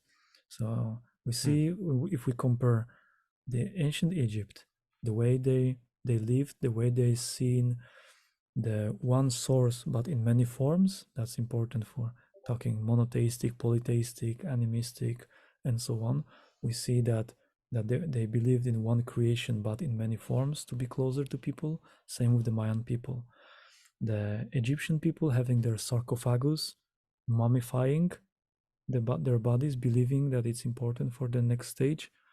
Ancient Mayan people, same thing.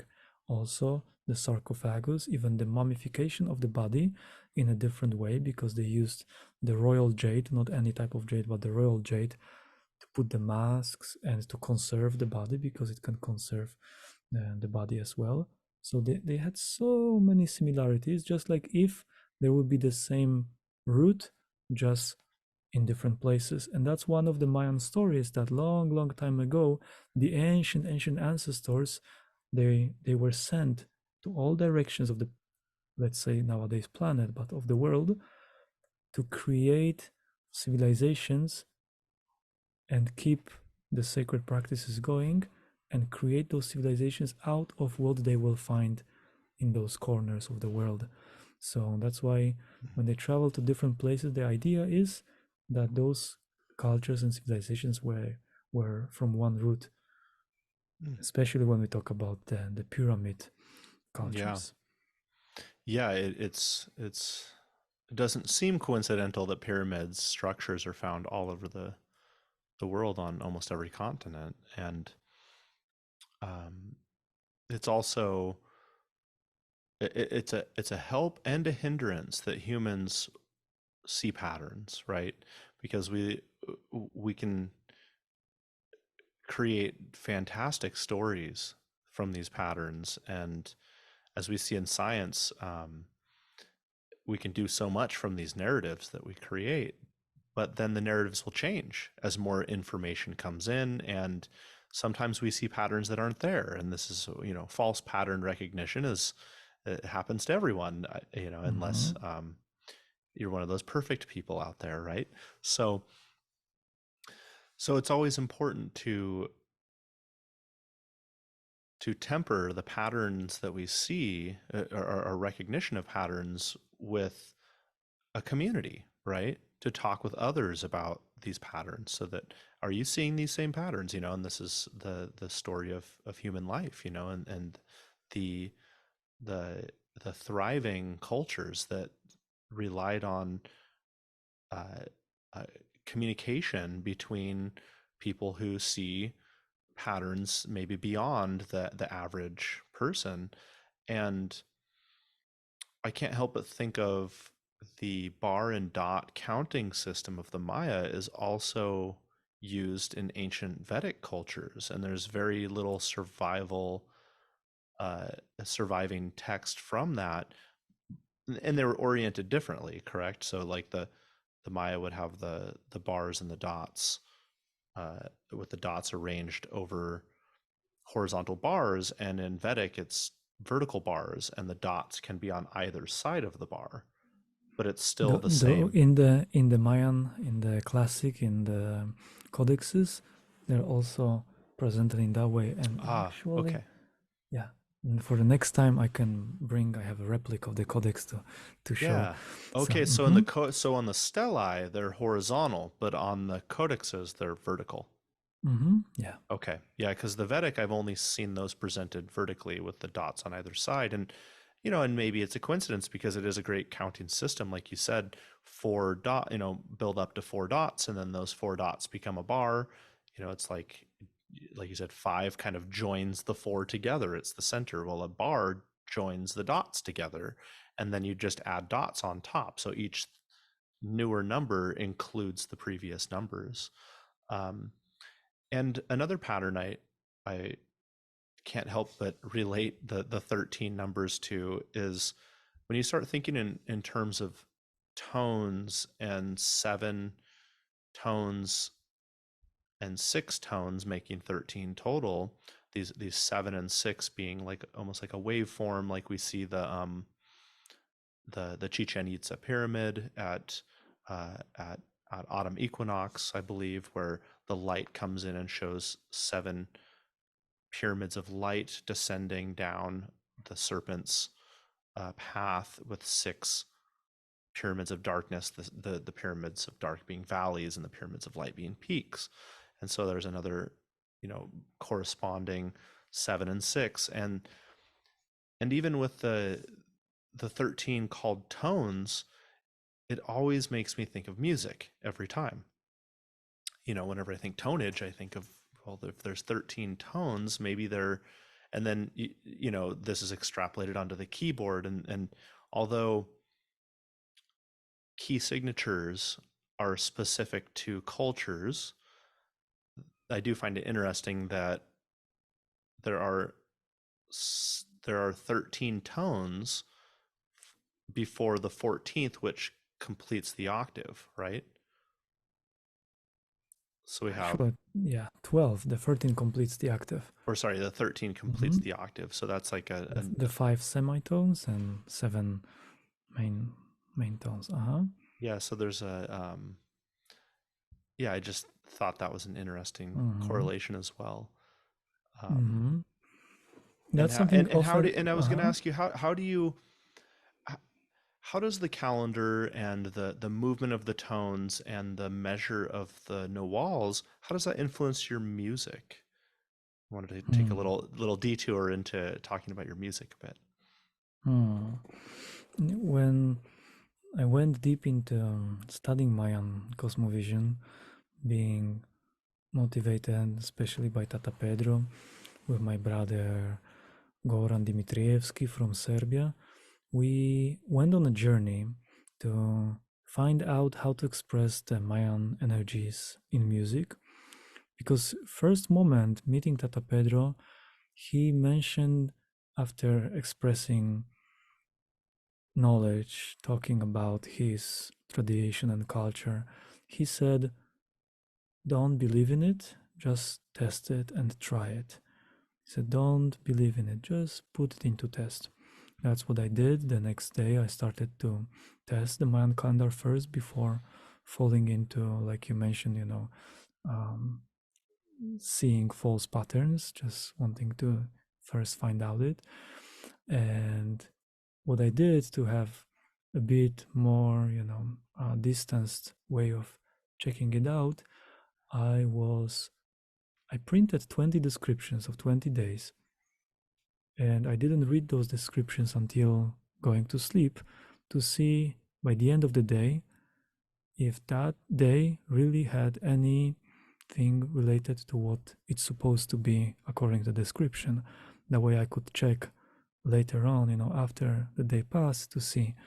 And that really helped me to observe some things. And from that moment back then until today, I keep counting the days because it made sense.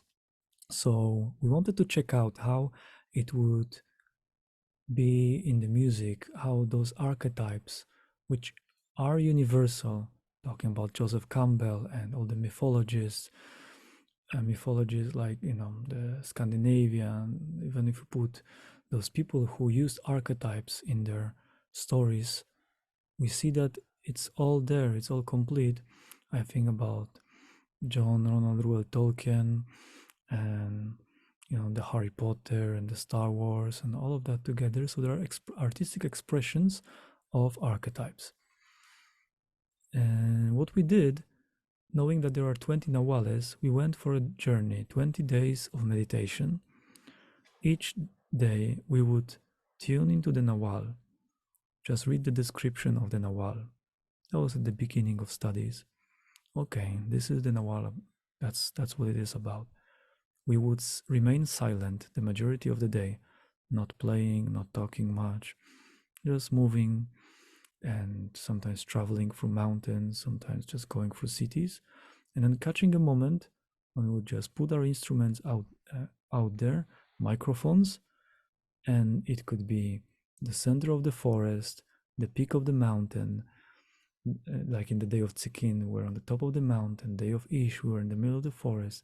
Another day would be in the center of the park in the city, but in the evening, in the night. We would just put out our instruments. Through our meditation the whole day, we would become more sensitive towards the energy and picking up the instrument that would talk to us that moment. So I would have maybe 40 flutes in front of me, and I would just pick up one. My friend who is percussionist, he would pick up his drum, his percussions instrument, and would just play out of this meditation, of this energy accumulated through the day. And that way we did 20 recordings, 20 days, and what was expressed through the moment of music, we put on the recording straight to the album. So without much editing, just giving a little bit of reverb here and there, but not really editing the the form of it. So the whole quality from the beginning to the end is just that way. And it's almost 4 hours of music, to CDs. The day of Toch was the most surprising because none of the instruments would speak to us. We could not express ourselves through any instruments. So we started to just project our voices and just, you know, we're not singers. Back then, we didn't even sing much, anything. We would just put our voices out there and they were merging and creating these landscapes of voices and that you can hear in this song. And if I remember well, in the end, when we finished recording, it came out as 13 minutes voice journey. So we were just allowing ourselves to be the vessel for the Nawales to speak through us as Westerners, just starting to get in touch with Nawales. So nowadays, whenever I think about playing music, playing concert, I ask myself about the energy of the day, what it is, just knowing it already. Okay, maybe I go a little bit more forward, more bold, more active. Maybe I just give more space and using them as advisors, Hmm. just like using the lunar cycles. Nowadays, in commercial words, in commercial world, in business world, also people use the influence of the full moon and the new moon, knowing that the best festivals and parties happen on full moon, higher blood pressure, people are excited to stay up all night, so they do that on that day. So now I think also, okay, this Nawal and this quality is great for that type of performance. Another day, maybe I should do something very different. And okay, it's the Iqtresena, the 13 days under the rulership of the wind. I take all my flutes, I record as much as I can with my studio.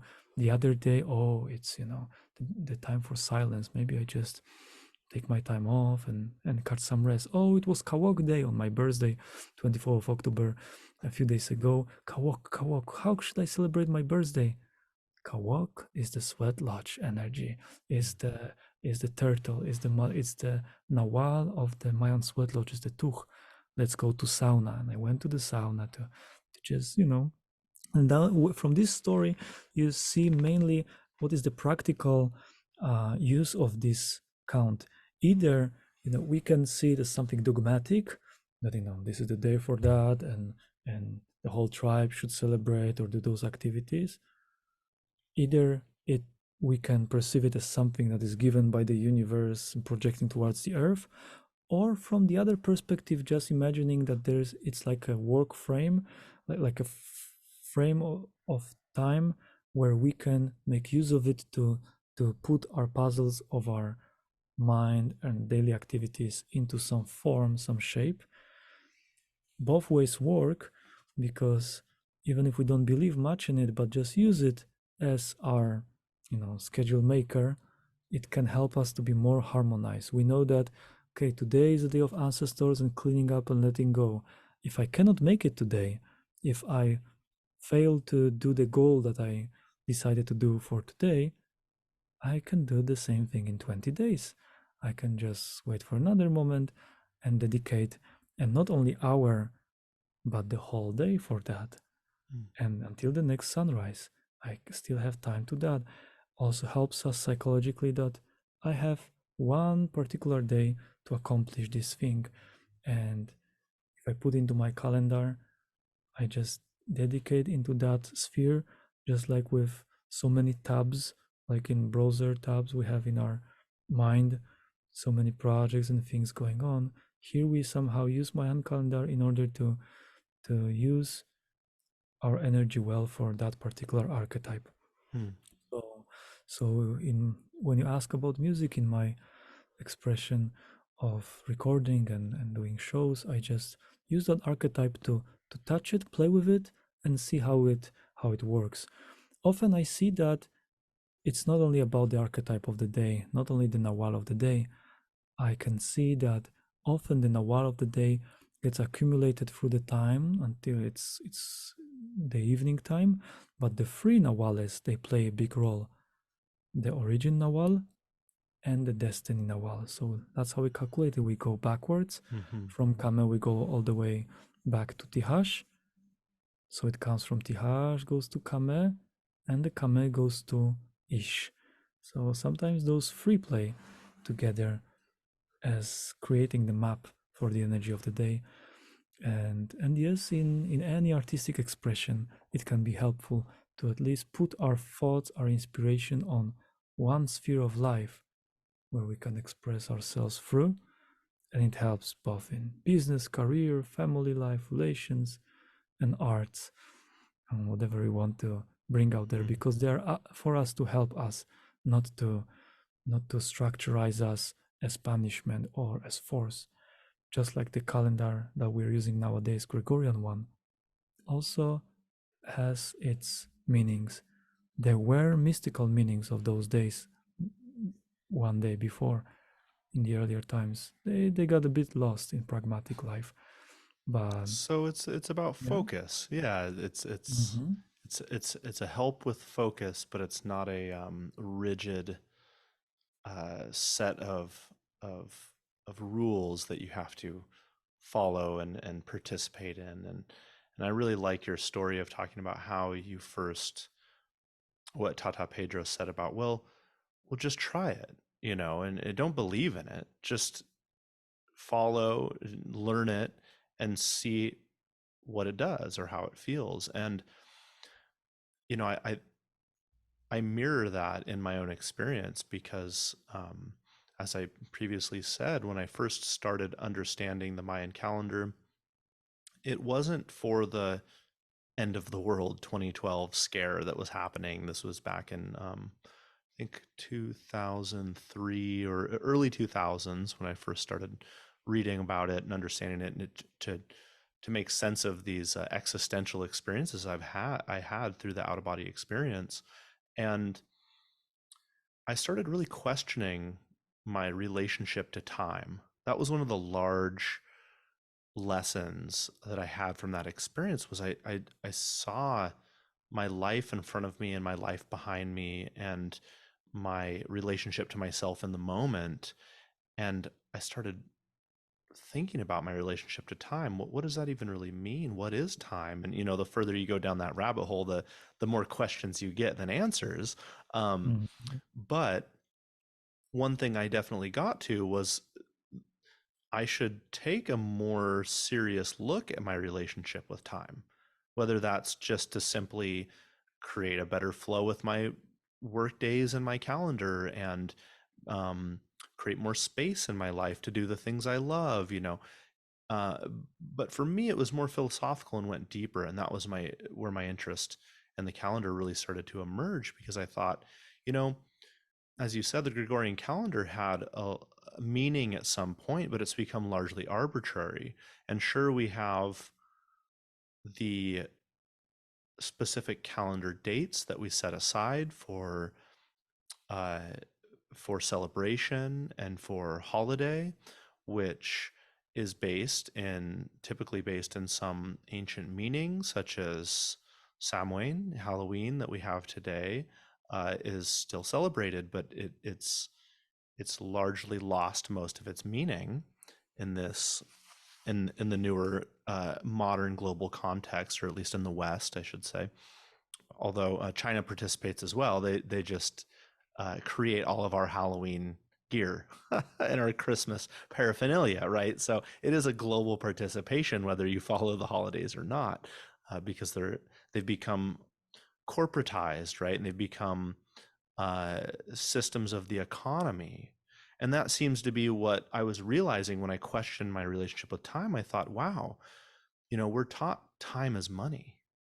And I started questioning that within myself. Do I believe time is money? And I had to come to my philosophical truth within about what time is to me. And I started realizing time is not money, not to me at least. Time is attention. And I started focusing on that. Time is attention. What I pay attention to becomes my time. What I focus on becomes my time. If I can narrow the essence of time and not the linear chronological time, I'm not talking about that time. Let's bringing it back to chronos, the Greek concept of time. Let's also talk about the other Greek concept of time, kairos, which is interpreted as the opportune moment in which all things arise. So it's the moment of the now, and that's a totally different perspective of time than chronos, which is more of the marching towards death and the master over you.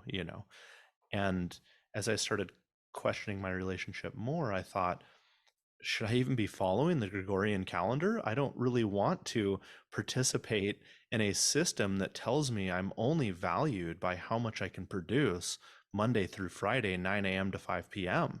And that becomes my value set in a society. And I started realizing that people say time is money, but what they really mean is how much you produce in a given amount of time is what your value set is in a given society. Mm. And that to me was completely off. It didn't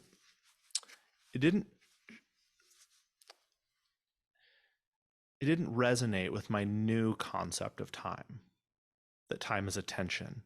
And so my exploration into other calendars, the the ancient Hebrew calendar, which is one of the oldest and still in use, and then the ancient Mayan calendar, which is one of the oldest in use. They both go back thousands of years, and I was looking at the Chinese calendar and Zoroastrian relationships to time, and the 8-piece sky calendar with the Celtics and the Egyptians, and I was really getting into the concept of how we view time and how we participate in our epistemology, our worldview of time, the calendars and the clocks, uh, starts to condition our psyche and our spiritual life Mm, to be either contained or free. And the Gregorian calendar to me spoke of containment. It spoke of oppression, even that Pope Gregory had initiated the Mayan or the Gregorian, what's now called the Gregorian calendar, to specifically take the fragmented secular peoples of Europe and unify that under one dogmatic system based around Jesus Christ and the religion of Christianity.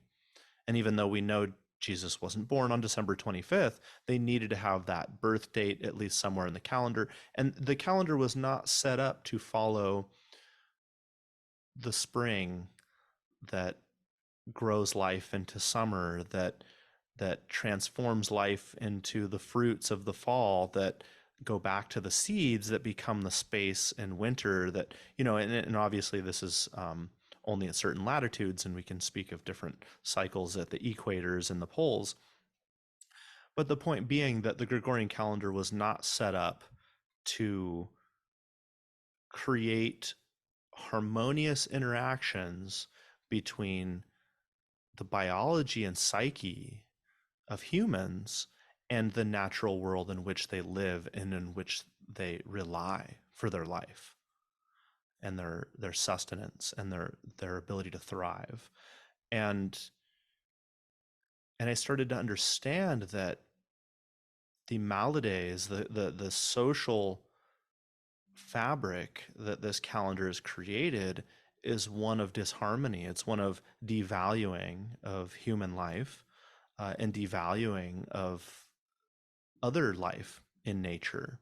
That how we view time, whether as sacred moments to connect and be in relationship with all of life and all of creation, or as segregated moments in which we can plan how to get ahead, how to dominate others, how to organize consciousness through religion and through politics and through, by and large, the greatest idol of all, economy. And we see this most evident in the United States, that we are stressing the whole year to produce enough in that time we're given to then spend a lot of that resources, the resources we've gathered in the middle of winter for the Christmas holiday, which is this big push, for corporations to make sometimes the majority of their market share in that brief window. And that puts a lot of stress and pressure on the individuals and families, thinking of like, well, the child that gets one present under the Christmas tree isn't feeling as good as the child who gets 10 or 20 or 50, and so this starts to segregate us in ways that once again value us based on our productivity rather than just being valued on our creativity or just being valued as being alive and part of this story that we're all telling together. Um, and then what happens is, well, at least we get to release the steam after the build up all year, and we get the New Year's celebration, right? And that's woo, party, let go. And, that's the death moment. We're supposed to use that short window of death to create the space. And then what's going on? Why then we talk about, well, we've made the space. What do we do? New Year's resolutions. But these are just theoretical frameworks. These aren't habits that we do every 13 days or every 20 days. These aren't rituals we initiate. And this is why New Year's resolutions are comically doomed to failure, as we all know. And but then what happens right in the new year? Taxes.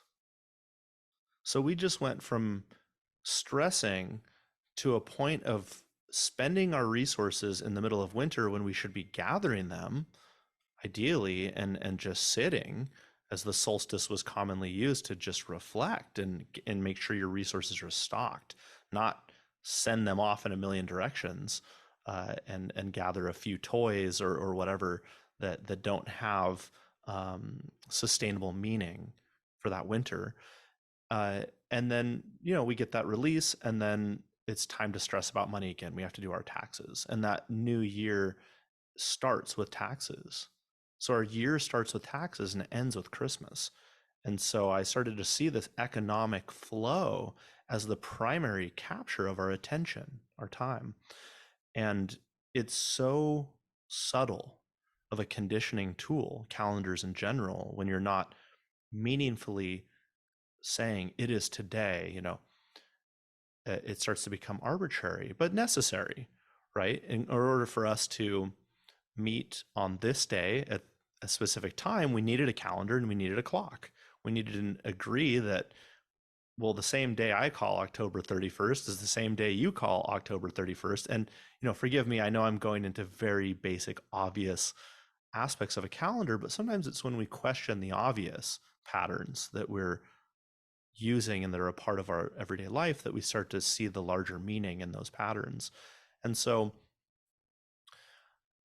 as I questioned this deeply as a young man, I thought, you know what?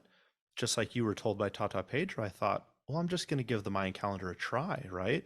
I shouldn't have to uh, believe it if the energies are real, or if I can use this in my life.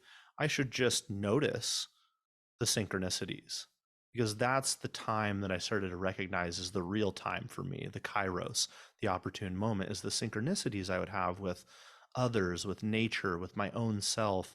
And that became more fulfilling than any structured week of vacation I could ever plan for, or any work week I have ever had. So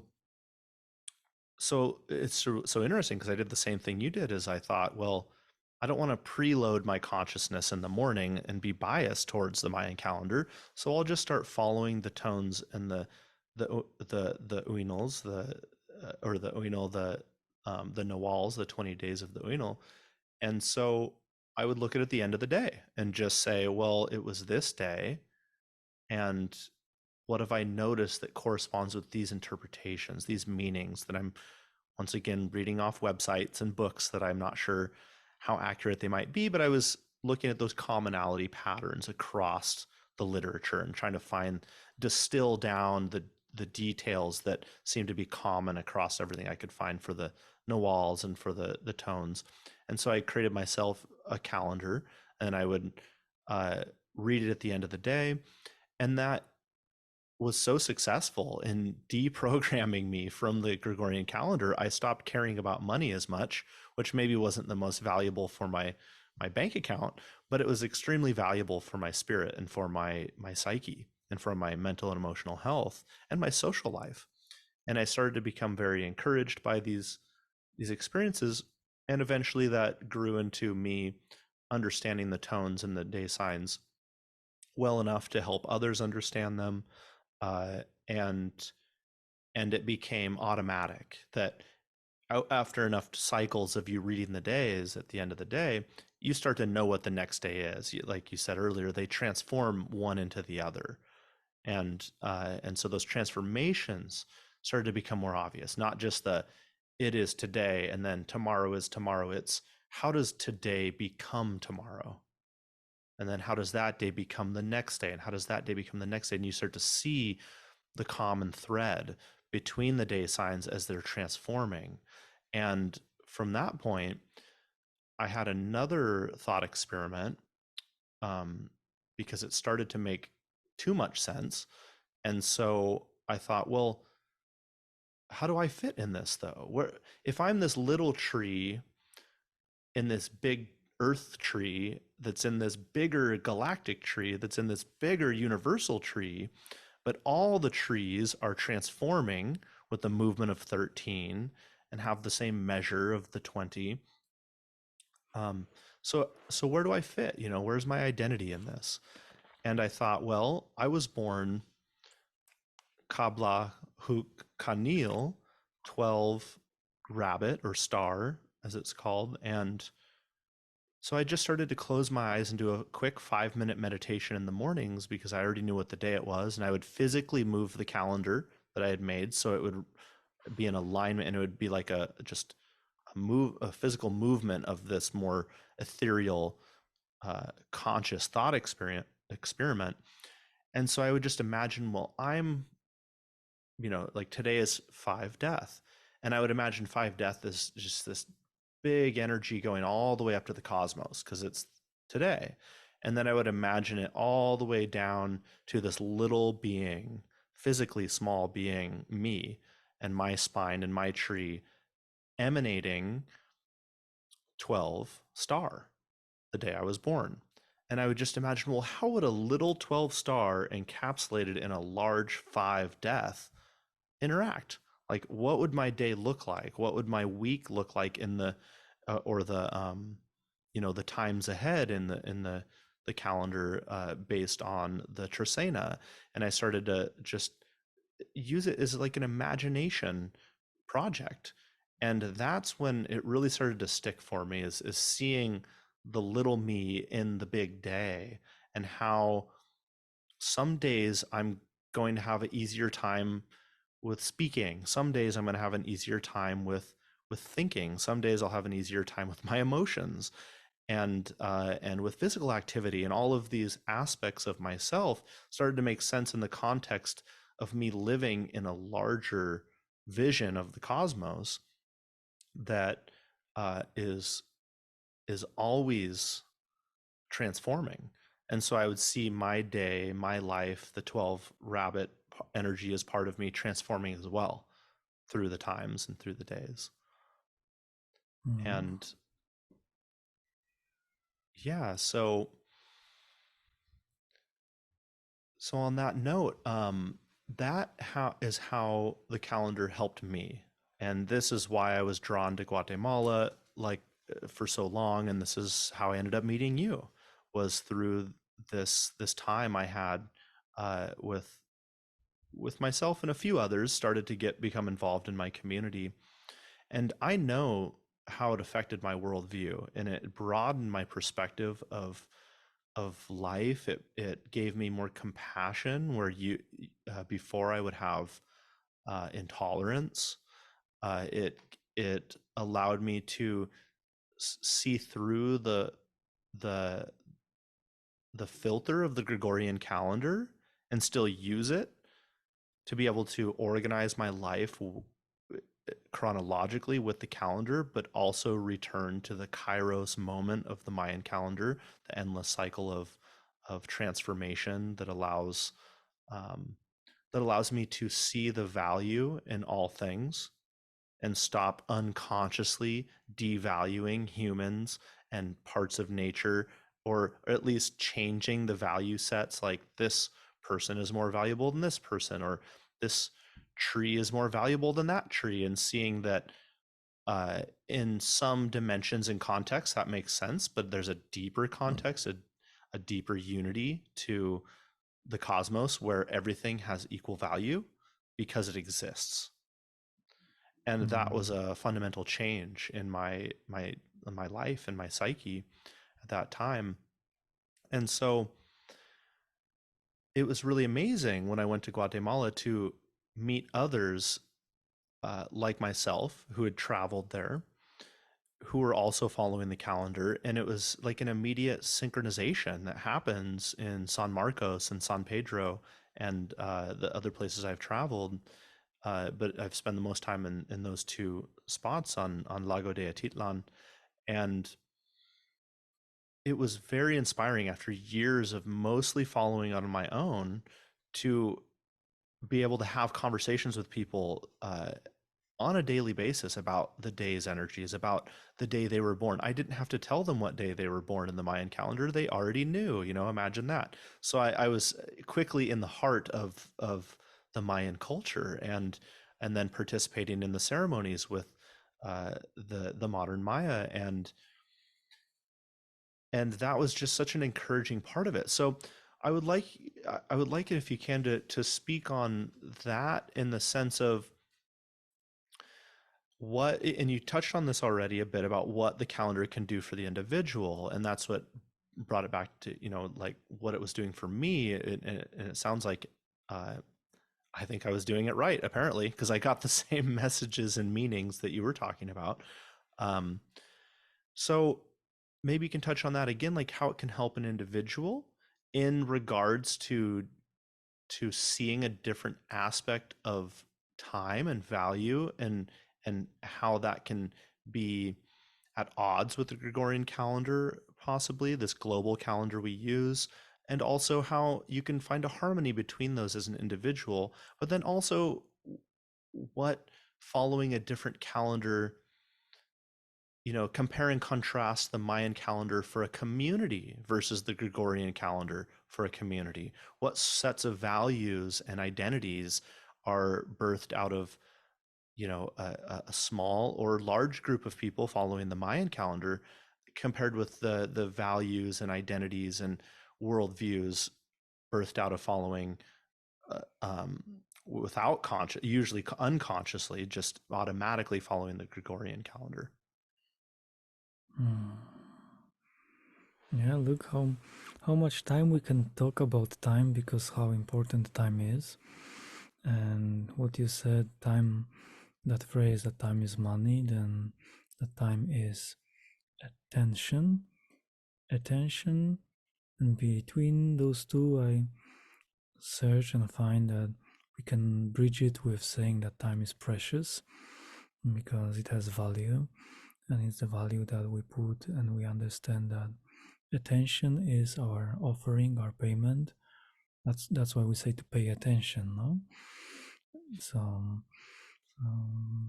time, we know that no one really asks us what do we want to follow when we are born, and it's very essential to understand that those simple questions and those basics that you are touching are very important, to talk about those basics and question them, because we are given a frame when we are born, and no one asks a child which calendar would you like to follow, which, how you want to name the days. And no, we are born already in the structure.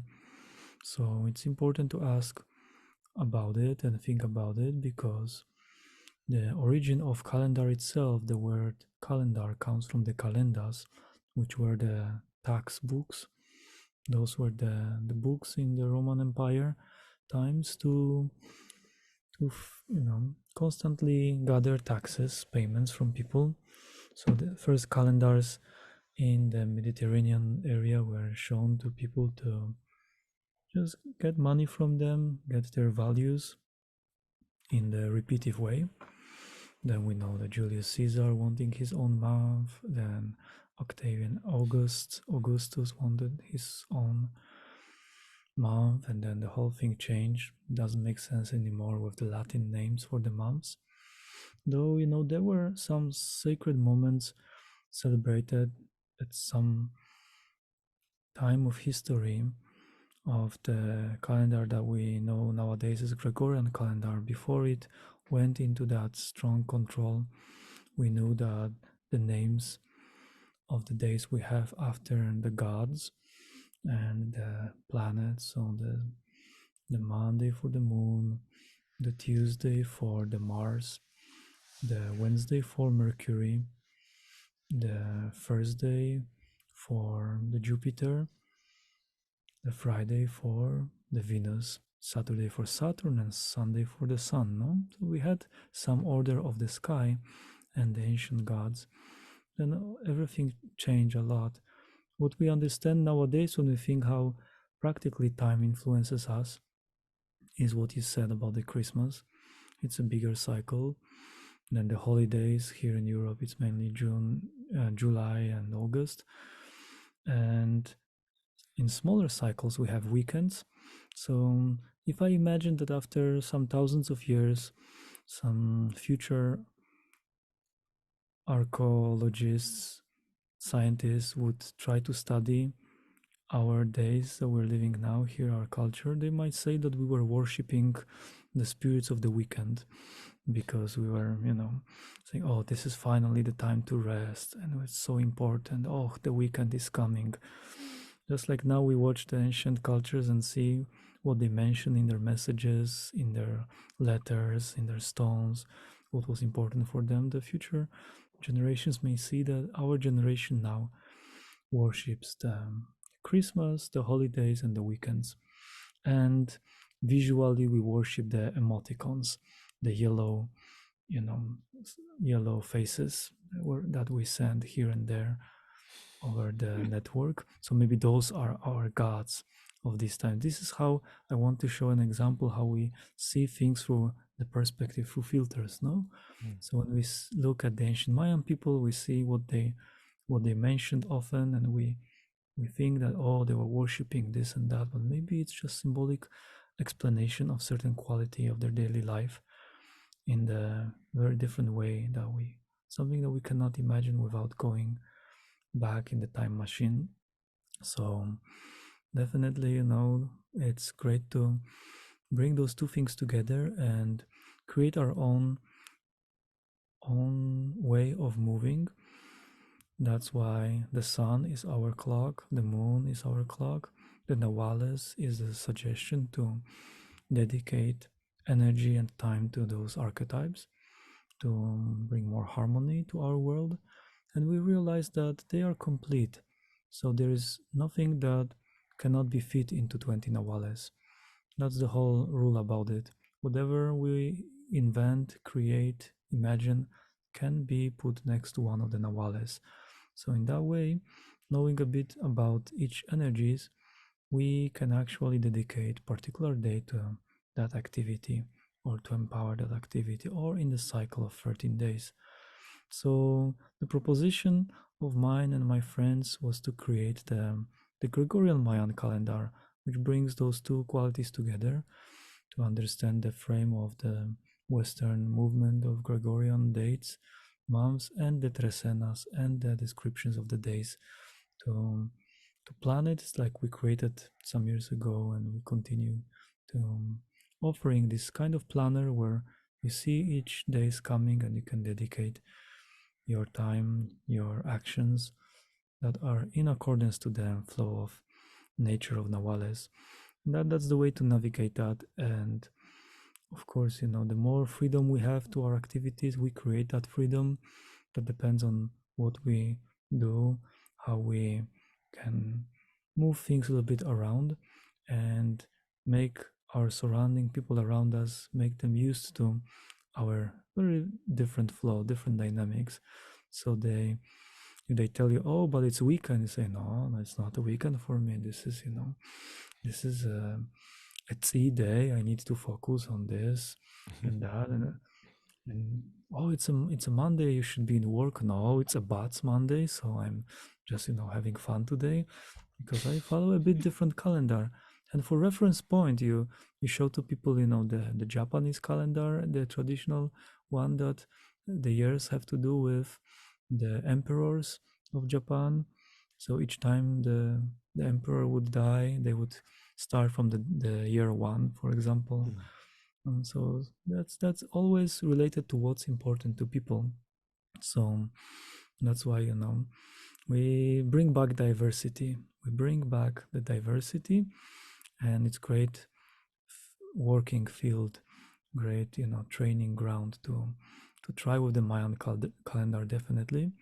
One day I imagine that if nature comes back with abundance of life, we may see the ways to take those qualities with some of them, some of the animals belong strongly to the Mayan tradition, and maybe we will be able to combine them fully with the surrounding nature and animals. Just like you don't have probably jaguars up there north, but You have some mountain cats maybe, Hmm. and maybe there were some even bigger animals like bigger cats in the past. That's what happened in Europe. We had lions here. We had big cats, but human beings, they just destroyed a lot of forest. And we had sharks in our Baltic Sea here. Sharks. We had dolphins in the past. Not just because of activity of human beings, we didn't allow them by what we did to um, you know to live in those seas, in those places. But those energies, those qualities that are perceived in nature as representatives of Nawales, they are active. And if we allow nature to act on her own, we can find some relationship.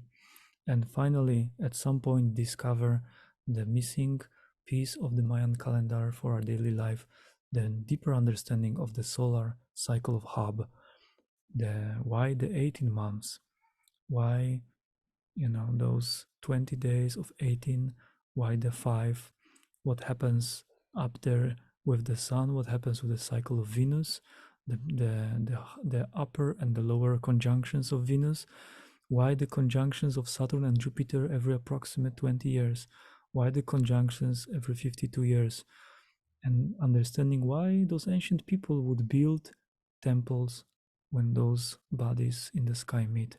So there are some questions still to be answered, and some of them touch arcoastronomy, and I would love to touch that topic in the future with you. Maybe we could talk Hmm. regarding the representation of stars and the Earth and how they constructed and what was the meaning of it. So time is precious, and take your time, and in the same time the time is now. In the same time, Yeah. it's so So, present, is so present that became so basic and unseen. But the mm. time is actually as much everything as attention is everything.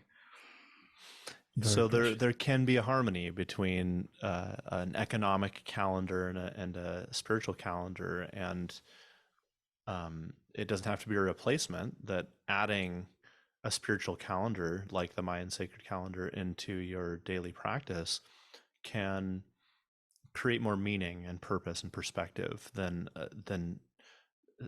just following an economic or secular calendar. Hmm. Definitely, especially more time for reflection. Mm.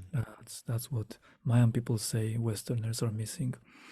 They say you keep on working, working, working. Where's the time for reflection? Where's the time for art? Where's the time for resting and just spending time with yourself? After we That's why. retire. Apparently. Uh-oh. I think you have to be like at least 70 years old before you have time to be creative or pursue arts or social, pursuits or travel. Right? You have to be very close to the end of your life, apparently. And you have to survive Yeah, that first time you have to, to to live survive to it. live. Yeah, Yeah. yeah, totally. So um, I know we're getting up there in time. It's getting late in Poland, but I was hoping you could express your what you have going on in the recent past, like maybe a little bit of your travels, what you have going forward, and where you're going to be at um, in physical space, as well as what you see for your projects moving forward. Maybe you could talk about your up and coming books or your music projects that you have working on. With pleasure, as this is something that I put a lot of time into and a lot of love. Definitely, the movement is so important to sometimes go out of our place to explore the depths of nature. And what helps myself a lot is to go into the deep jungle, and that's what we are doing every year. This year, we had the opportunity to see sunrises and sunsets from the tops of pyramids and temples in the jungle of Guatemala. And we like repeating those things. And next year in March, we are doing that walk to the place where the Batman comes from. The Bat people, the Tzotzil people, the idea of bad human beings that use the shadows to go undercover. It comes from ancient Mayan people. And in March, I'm going to bring a group of people to this archaeological city discovered in recent time, where tens of thousands of bats are living in those small caves, and they go out to hunt and they go back, and we just go through the jungle for 3 days walking to experience that strong sound that they make and their presence, to go into the ancient city of Sots. So that's something that I sense as helping us whenever we have forests nearby, and if we have jungle, that's the best, to just reset our nervous system and spend a few days without phones, without electricity, just walking, exploring, drinking some cacao, meditating, and watching the sunrise and sunset, realizing that when the sun sets in the jungle and you don't have electricity, you just go to sleep, because otherwise you are bothered and worried about all the scorpions, spiders, and snakes around you. So it's better to just, close your tent, and then when the sun rises with all the sounds of birds, it brings just a few days in the jungle. It brings you a good reset. So this is journey that we're doing every year now, especially to the place of the bat people. It's 14 days journey in March. If someone wants to go, it's possible to walk together, as Guatemala holds a lot of information about Nahuales, especially in the nature, in the jungle, as they're all present in the form of monkeys, pumas, jaguars, armadillos, and all other creatures. And in the meantime, definitely, if someone would love to get more in touch with this Mayan knowledge, I did a translation of my first book recently, and it's going to be published soon as I put it together with graphics. And it's about everyday Mayan energy, to meditate on which topics, what is it good for, what are the challenges of the day. So that's the first main navigation system that I created in a book. And last days I was recording for 16 hours talking another book which is about what happens if you are born in particular day, and what is relationship of your nawal with other nawales, in relationships, couples, intimacy, business, groups. And I analyze some famous people in that book to see how, even without knowing anything about Mayan calendar, unconsciously they would somehow get that flow to sculpture their life, and that wave of Nawales somehow brought them to the place where they are. So mentioning, Arnold Schwarzenegger, I'm speaking now for United States people, no, that would be what would be interesting. I put there analyze of Donald Trump, George Bush, Johnny Depp, all these, people that Jim Carrey, Bruce Lee, Chuck Norris, seeing, because those are very visible people. When you mention this name already, you have some idea, no, some color, some scene. Mhm. And now seeing what are their archetypes and how they play a role in both the visible life and their life as human beings. So that's the book that is being created, hopefully December, if I catch the mentioned Christmas fever, maybe it will it will be there. But not really putting pressure on that, knowing that another Maya New Year happens in February, so we always have time to publish things. So it's coming, and also working on the next music album with deep sounds of flutes, a bit more dynamic album than the previous one. So looking forward, it's a lot of creativity. For me, being born in autumn, this is my time to use that force and create. Yes, So happy belated birthday. Yeah, you said it was yay. 2 days ago? 24th of October. Oh, Yes, a okay. A few week days. ago. Yeah, yeah. Yeah. About a week ago. Hmm. Beautiful. I love the autumn Thank time. you. I was born in Mm. July, but studying mycology and being an avid mushroom hunter, autumn is my favorite time. It's when Mhm. a lot of people see it as like the ending of life. Everything, the fruits are falling, and it quickly harvest what you can, but it's also a time of great birthing of the fungal. As things are dying, there's fungal growth happening at rapid rates. So yeah, This it's is one of the my real favorite kame, things. what you just mentioned, no? This is Yes, the real yeah. kame. I Something think dies, another thing is born. yes, I think fungi, specifically the ones that decompose dead uh, life, the saprotrophs, they really embody the kame energy, if you will. That sense of when one thing passes, it creates space for them to grow and take that and transform it into a beautiful array of colors and textures and smells and tastes and poisons and medicines. So, Hmm. um, yeah. And I did want to touch on, if we could briefly, about cultural appropriation.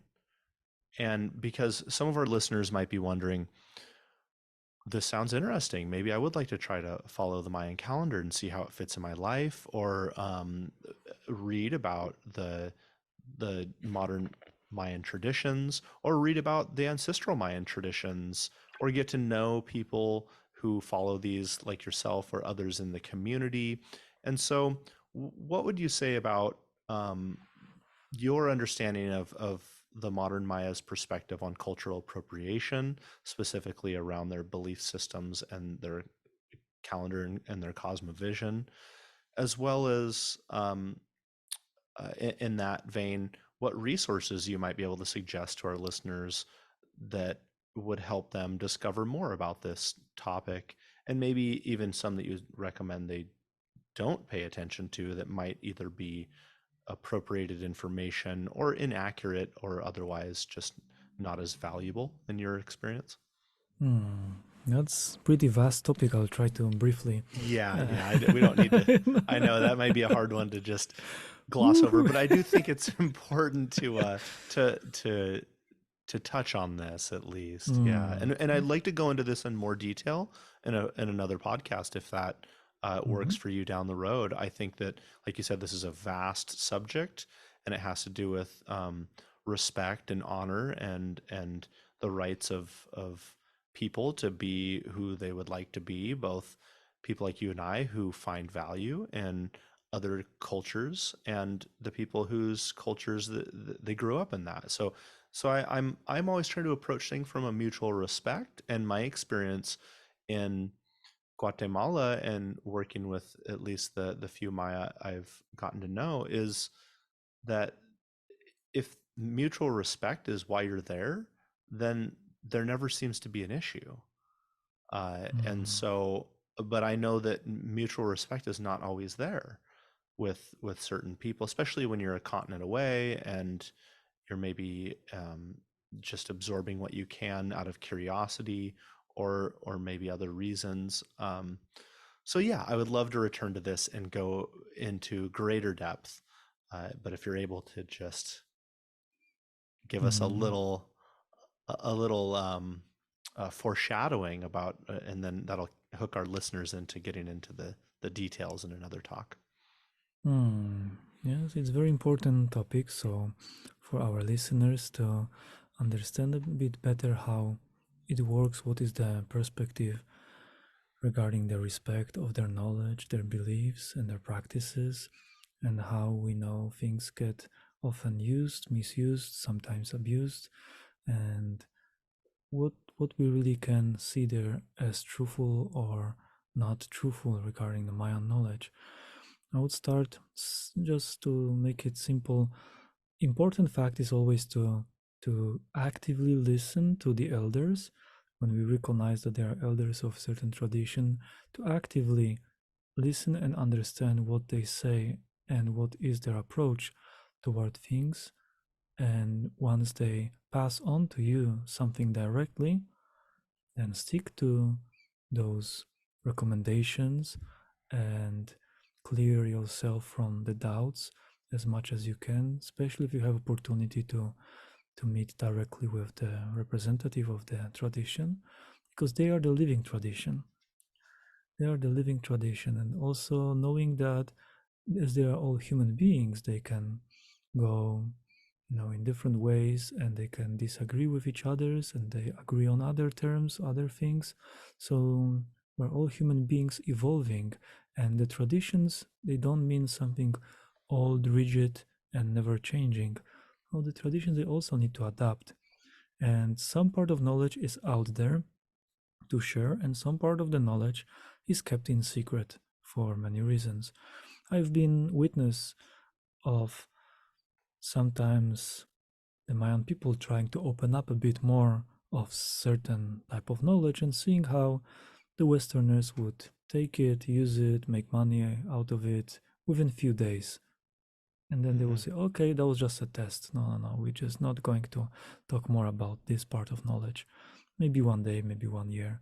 So that happens to many different traditions, and it's understandable that we all need to protect things, and they used to protect it for many lifetimes, many generations, a lot of conflicts they went through. So there's a lot of respect for that. And knowing that each person, each representative is different, I always come back to words of teacher Tata Pedro Cruz, who I feel so strongly today. This jacket that I'm wearing here is his personal jacket that I received from Mm-hmm. the family after his passage, and always having his things around me remind me of his presence and his teachings that are so essential and so simple. In one of his teachings that helped that knowledge to go out to the world, but also brought certain controversy, was bringing new old inclusiveness, certain inclusiveness that was in Mayan civilization back in days. I want to talk about Maya as inclusive civilization in the next talks, because it's great to touch that part of history. But nowadays, coming back to being inclusive means exactly what Tata Pedro said. We are all Mayas in all continents. No matter of the race, the color of blood is the same. We're all Mayas. And bringing it forward to his student, Tata Danilo, who brought it further to explain to us that Maya is a state of consciousness. It's not a race, it's a state of being, it's a state of understanding. From that perspective, we see that it's the approach, is attitude. And that may seem a bit a lot to some, that okay, if this is like that, then I'm allowed to, do this and that, and I can just consider myself Maya and so on. No, in the practical daily experience, they would tell you, no, Maya is if you are born Maya. But there is another level of it which says, if you respect the tradition, if you respect the spirituality, which is different than religion, and they distinguish religion and spirituality strongly, that those are two different things, because there may be people of the various religions practicing the same spirituality of the Maya.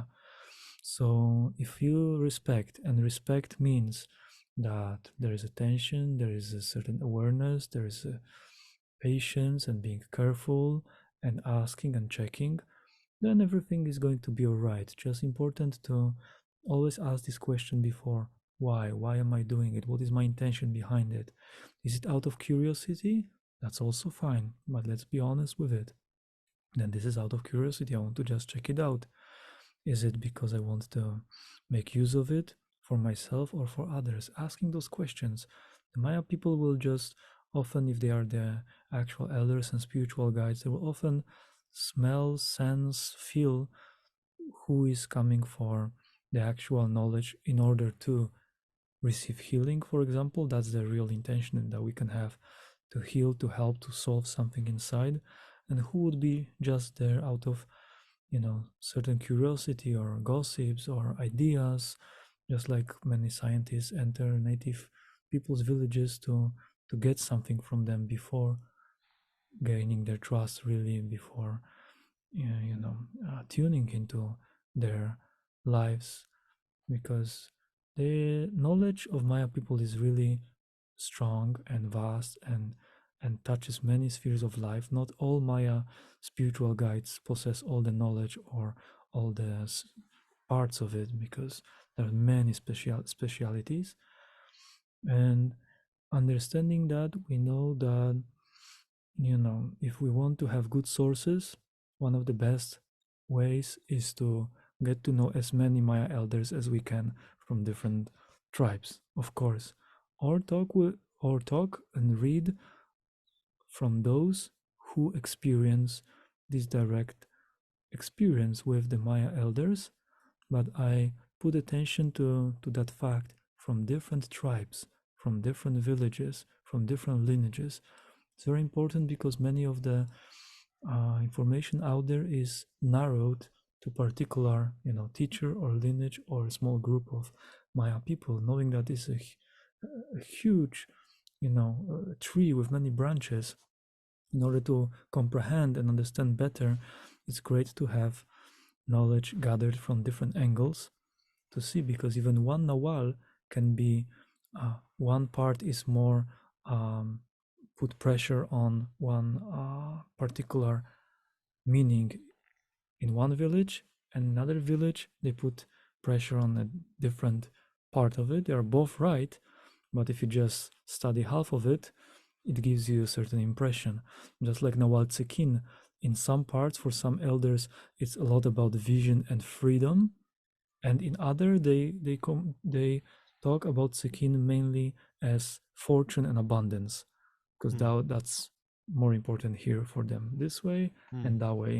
In one place, the bird brings the sesame seeds of abundance to the earth, so it's the fortune, abundance, good luck. And in the other part is the one who flies above the clouds, sees things far and wide. Okay, so it's the messenger of the vision, and they're both right because they're both talking about the same archetype from different angles and mm, different parts of it. So for sure, it's good to check everywhere what we can find and just compare those things and see how they work with ourselves, with our own experiences, and find out about the person passing on the information. Who was the teacher? That's important. Who was the teacher? Where the person was studying, really. And places that are not so recommended to check are definitely the the misinformations of the dream spell and Hossar Weyes thing. It's mm, worth to mhm. see how it works. It's worth to see the idea there, but knowing that the author himself, by the end of his life, he admitted that it's not the Mayan calendar. It was inspired by the Mayan calendar. He was an artist. He had an idea, but he claimed a lot, and then he was confronted. So in the end, many of his books went towards Europe and were translated to German, to other languages as Mayan calendar. And nowadays we find people following that. Of course, he took archetypes, he described them in his way. That would be still kind of fine, but then he changed the flow of the dates, and that completely moved things around. So for our listeners, if you search for Mayan calendar and they tell you that you are the blue electric wind, no, then or red cosmic dragon, this is doesn't have to do with the traditional Maya. Yeah, the Dream Spell calendar, for our listeners, was developed by Jose Arguelles, and it's not the Mayan calendar, like you said. The dates were moved, but it has a very big following in certain areas, especially the Northwest, where I'm from, and parts of Oregon. Uh, I know at least years ago, thousands of people are part of the community that follow that, and they've find a lot of meaning in that. But the name was changed, like you said, eventually because too many people started to refer to it and know it as the Mayan calendar, but it was not. And there's a whole backstory there, and it's an interesting story if you ever want to look at Jose Arguelles' story. But I'm glad you brought that up because that's probably marked as the most obvious form of cultural appropriation around the Mhm. Mayan calendar was that particular incident. Yes, yes, that's true. And also, it's important to understand that in different places they will call the Nahuales in different ways. If we talk about Mexico and Yucatec Maya people, or the Mexica people who follow the Aztec solar calendar, which also has the count of the days 20 and 13, though they have different names, different more deities related to the signs than Hmm. the qualities of nature. It's in very different form outside, like the package is very different, but it's actually the same calculation. There are small slight changes that were made for the region where they were, and that's when we talk about Mexicas. But in the same region of Mexicas, Mexico, there is still the Mayan calendar, Yucatec, with different names. So it's actually a lot to study in the beginning to distinguish. And that's why, we can give to our listeners at some point some good sources also, Hmm. in form of text to just Perfect. Yeah, I can find link out. link stuff into the Mm-hmm. whether it be websites or I will ask about websites. The first ones I really came across that seemed to have secondhand knowledge with Mayan elders was Mayan Magics, spelled Mm-hmm. Majix, Mm-hmm. and that one seemed to be pretty accurate distillation of concepts and from my experience and research. And then the app I've used is Maya Portal. And the reason I'm bringing this up is because I feel like for people who are interested and know nothing about it, the first thing usually people want to do is it's like in astrology, right? I want to look up my name and my loved ones. I want to see where am I at? What is, it's uh, uh, such a human thing to think about ourselves in context of the relationships around us, right? So Mm-hmm. would you suggest Maya Portal as a pretty good app? I tell people it's like a fortune cookie, right? You're cracking open this cookie and you're getting a tiny little glimpse into this world, but the mathematics are accurate and there's a few different distillations of the concepts across the cultures into the app. And but yeah, I was wondering your personal opinion, at least on those that app Maya Portal and the website Mayan Magics. Mm-hmm. The website, I remember I used to check that website years ago also. It was pretty accurate with the basic meanings, knowing that about each Nawal we can talk for days, and there are some elders that can talk at least 5 days just about one Nawal. So just this, like you say, distilled, compressed knowledge, information was accurate on this website. The app I didn't use, but I know people using it, and mainly important is that the calculation is fine. Um, Regarding calculation, the only very important thing about that is to consider the time of the birth, which is sometimes not advised, or that part is missing. Is that advice is needed to be given to person calculating that you need to consider if you were born after the midnight, before the midnight, the time change. Those things are pretty important for a good calculation and comparison. And sometimes even what I recommend to people to find out their with their place of birth, checking the astronomical calculator to see the moments of sunrise, what was the actual position of the sun when they were born. Because I know in the United States you have some, time zones. In Europe we have two time zones, or three actually, but one is super big. And it takes almost 3 hours from one side to another side, astronomical hours, for the sun to arrive. So it can be very confusing for some. I describe it a lot in my book, how to properly calculate. And also in my book, which I hope soon will be out, I give people some offline calculations, because there are ways to calculate offline using charts, numbers. That helps a lot. Though yes, definitely calculating online, checking in different calculators if it's correct, checking out the time. And well, myself, what I can say is that soon my own website is going to be translated. I've been running website for about a decade about Mayan calendar in Polish language.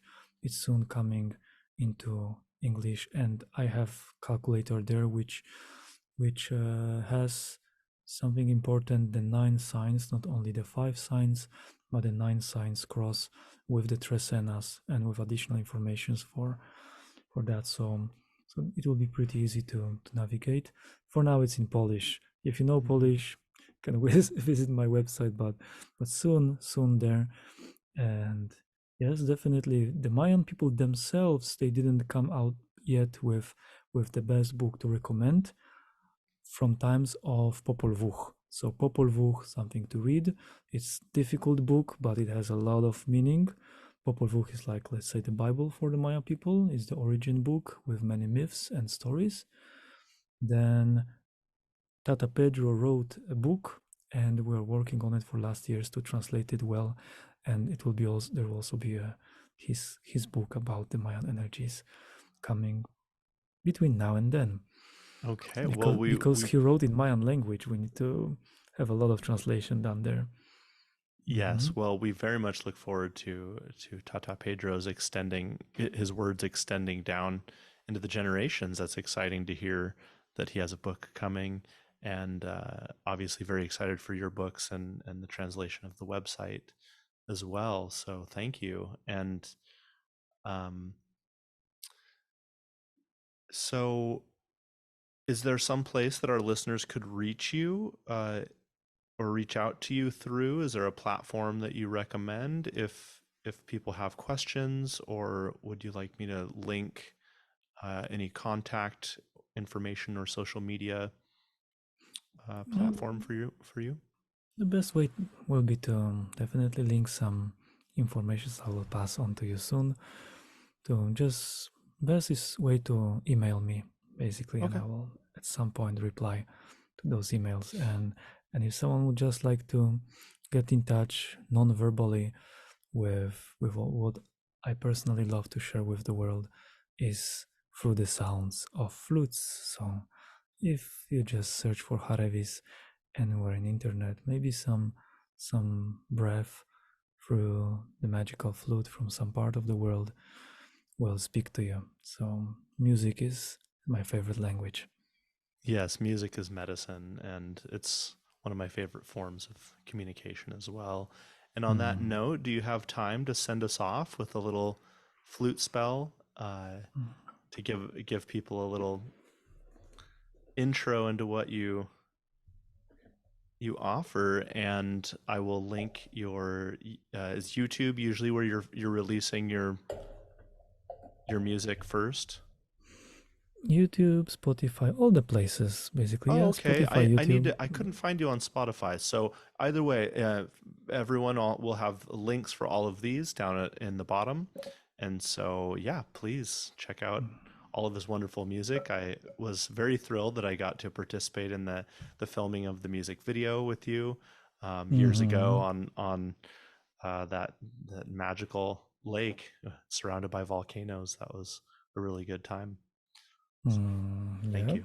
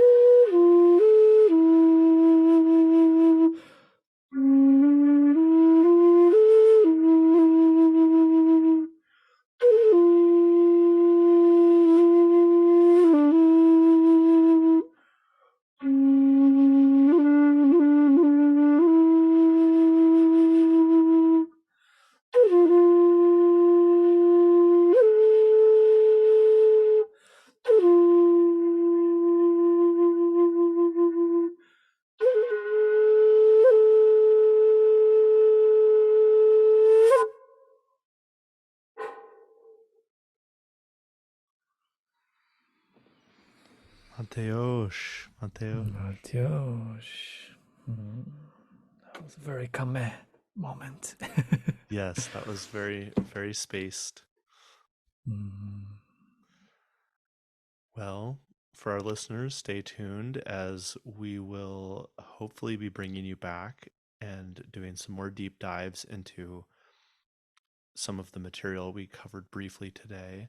And I especially would like to talk about the Mayan cross and how we use the 9 points in the calendar to help us understand our uh, our challenges as well as our strengths in our past, present, and future part of our lives. mm, looking forward.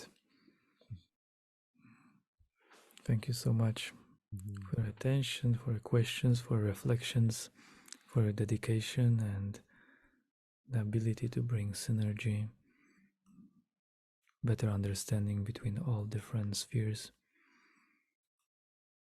and asking those questions that we all wonder, searching for answers. Let's all search, and once we get to know something that would enlighten us, let's share this light with us, with all humanity, and to all the places that ask for more light. Matiosh. Matthew.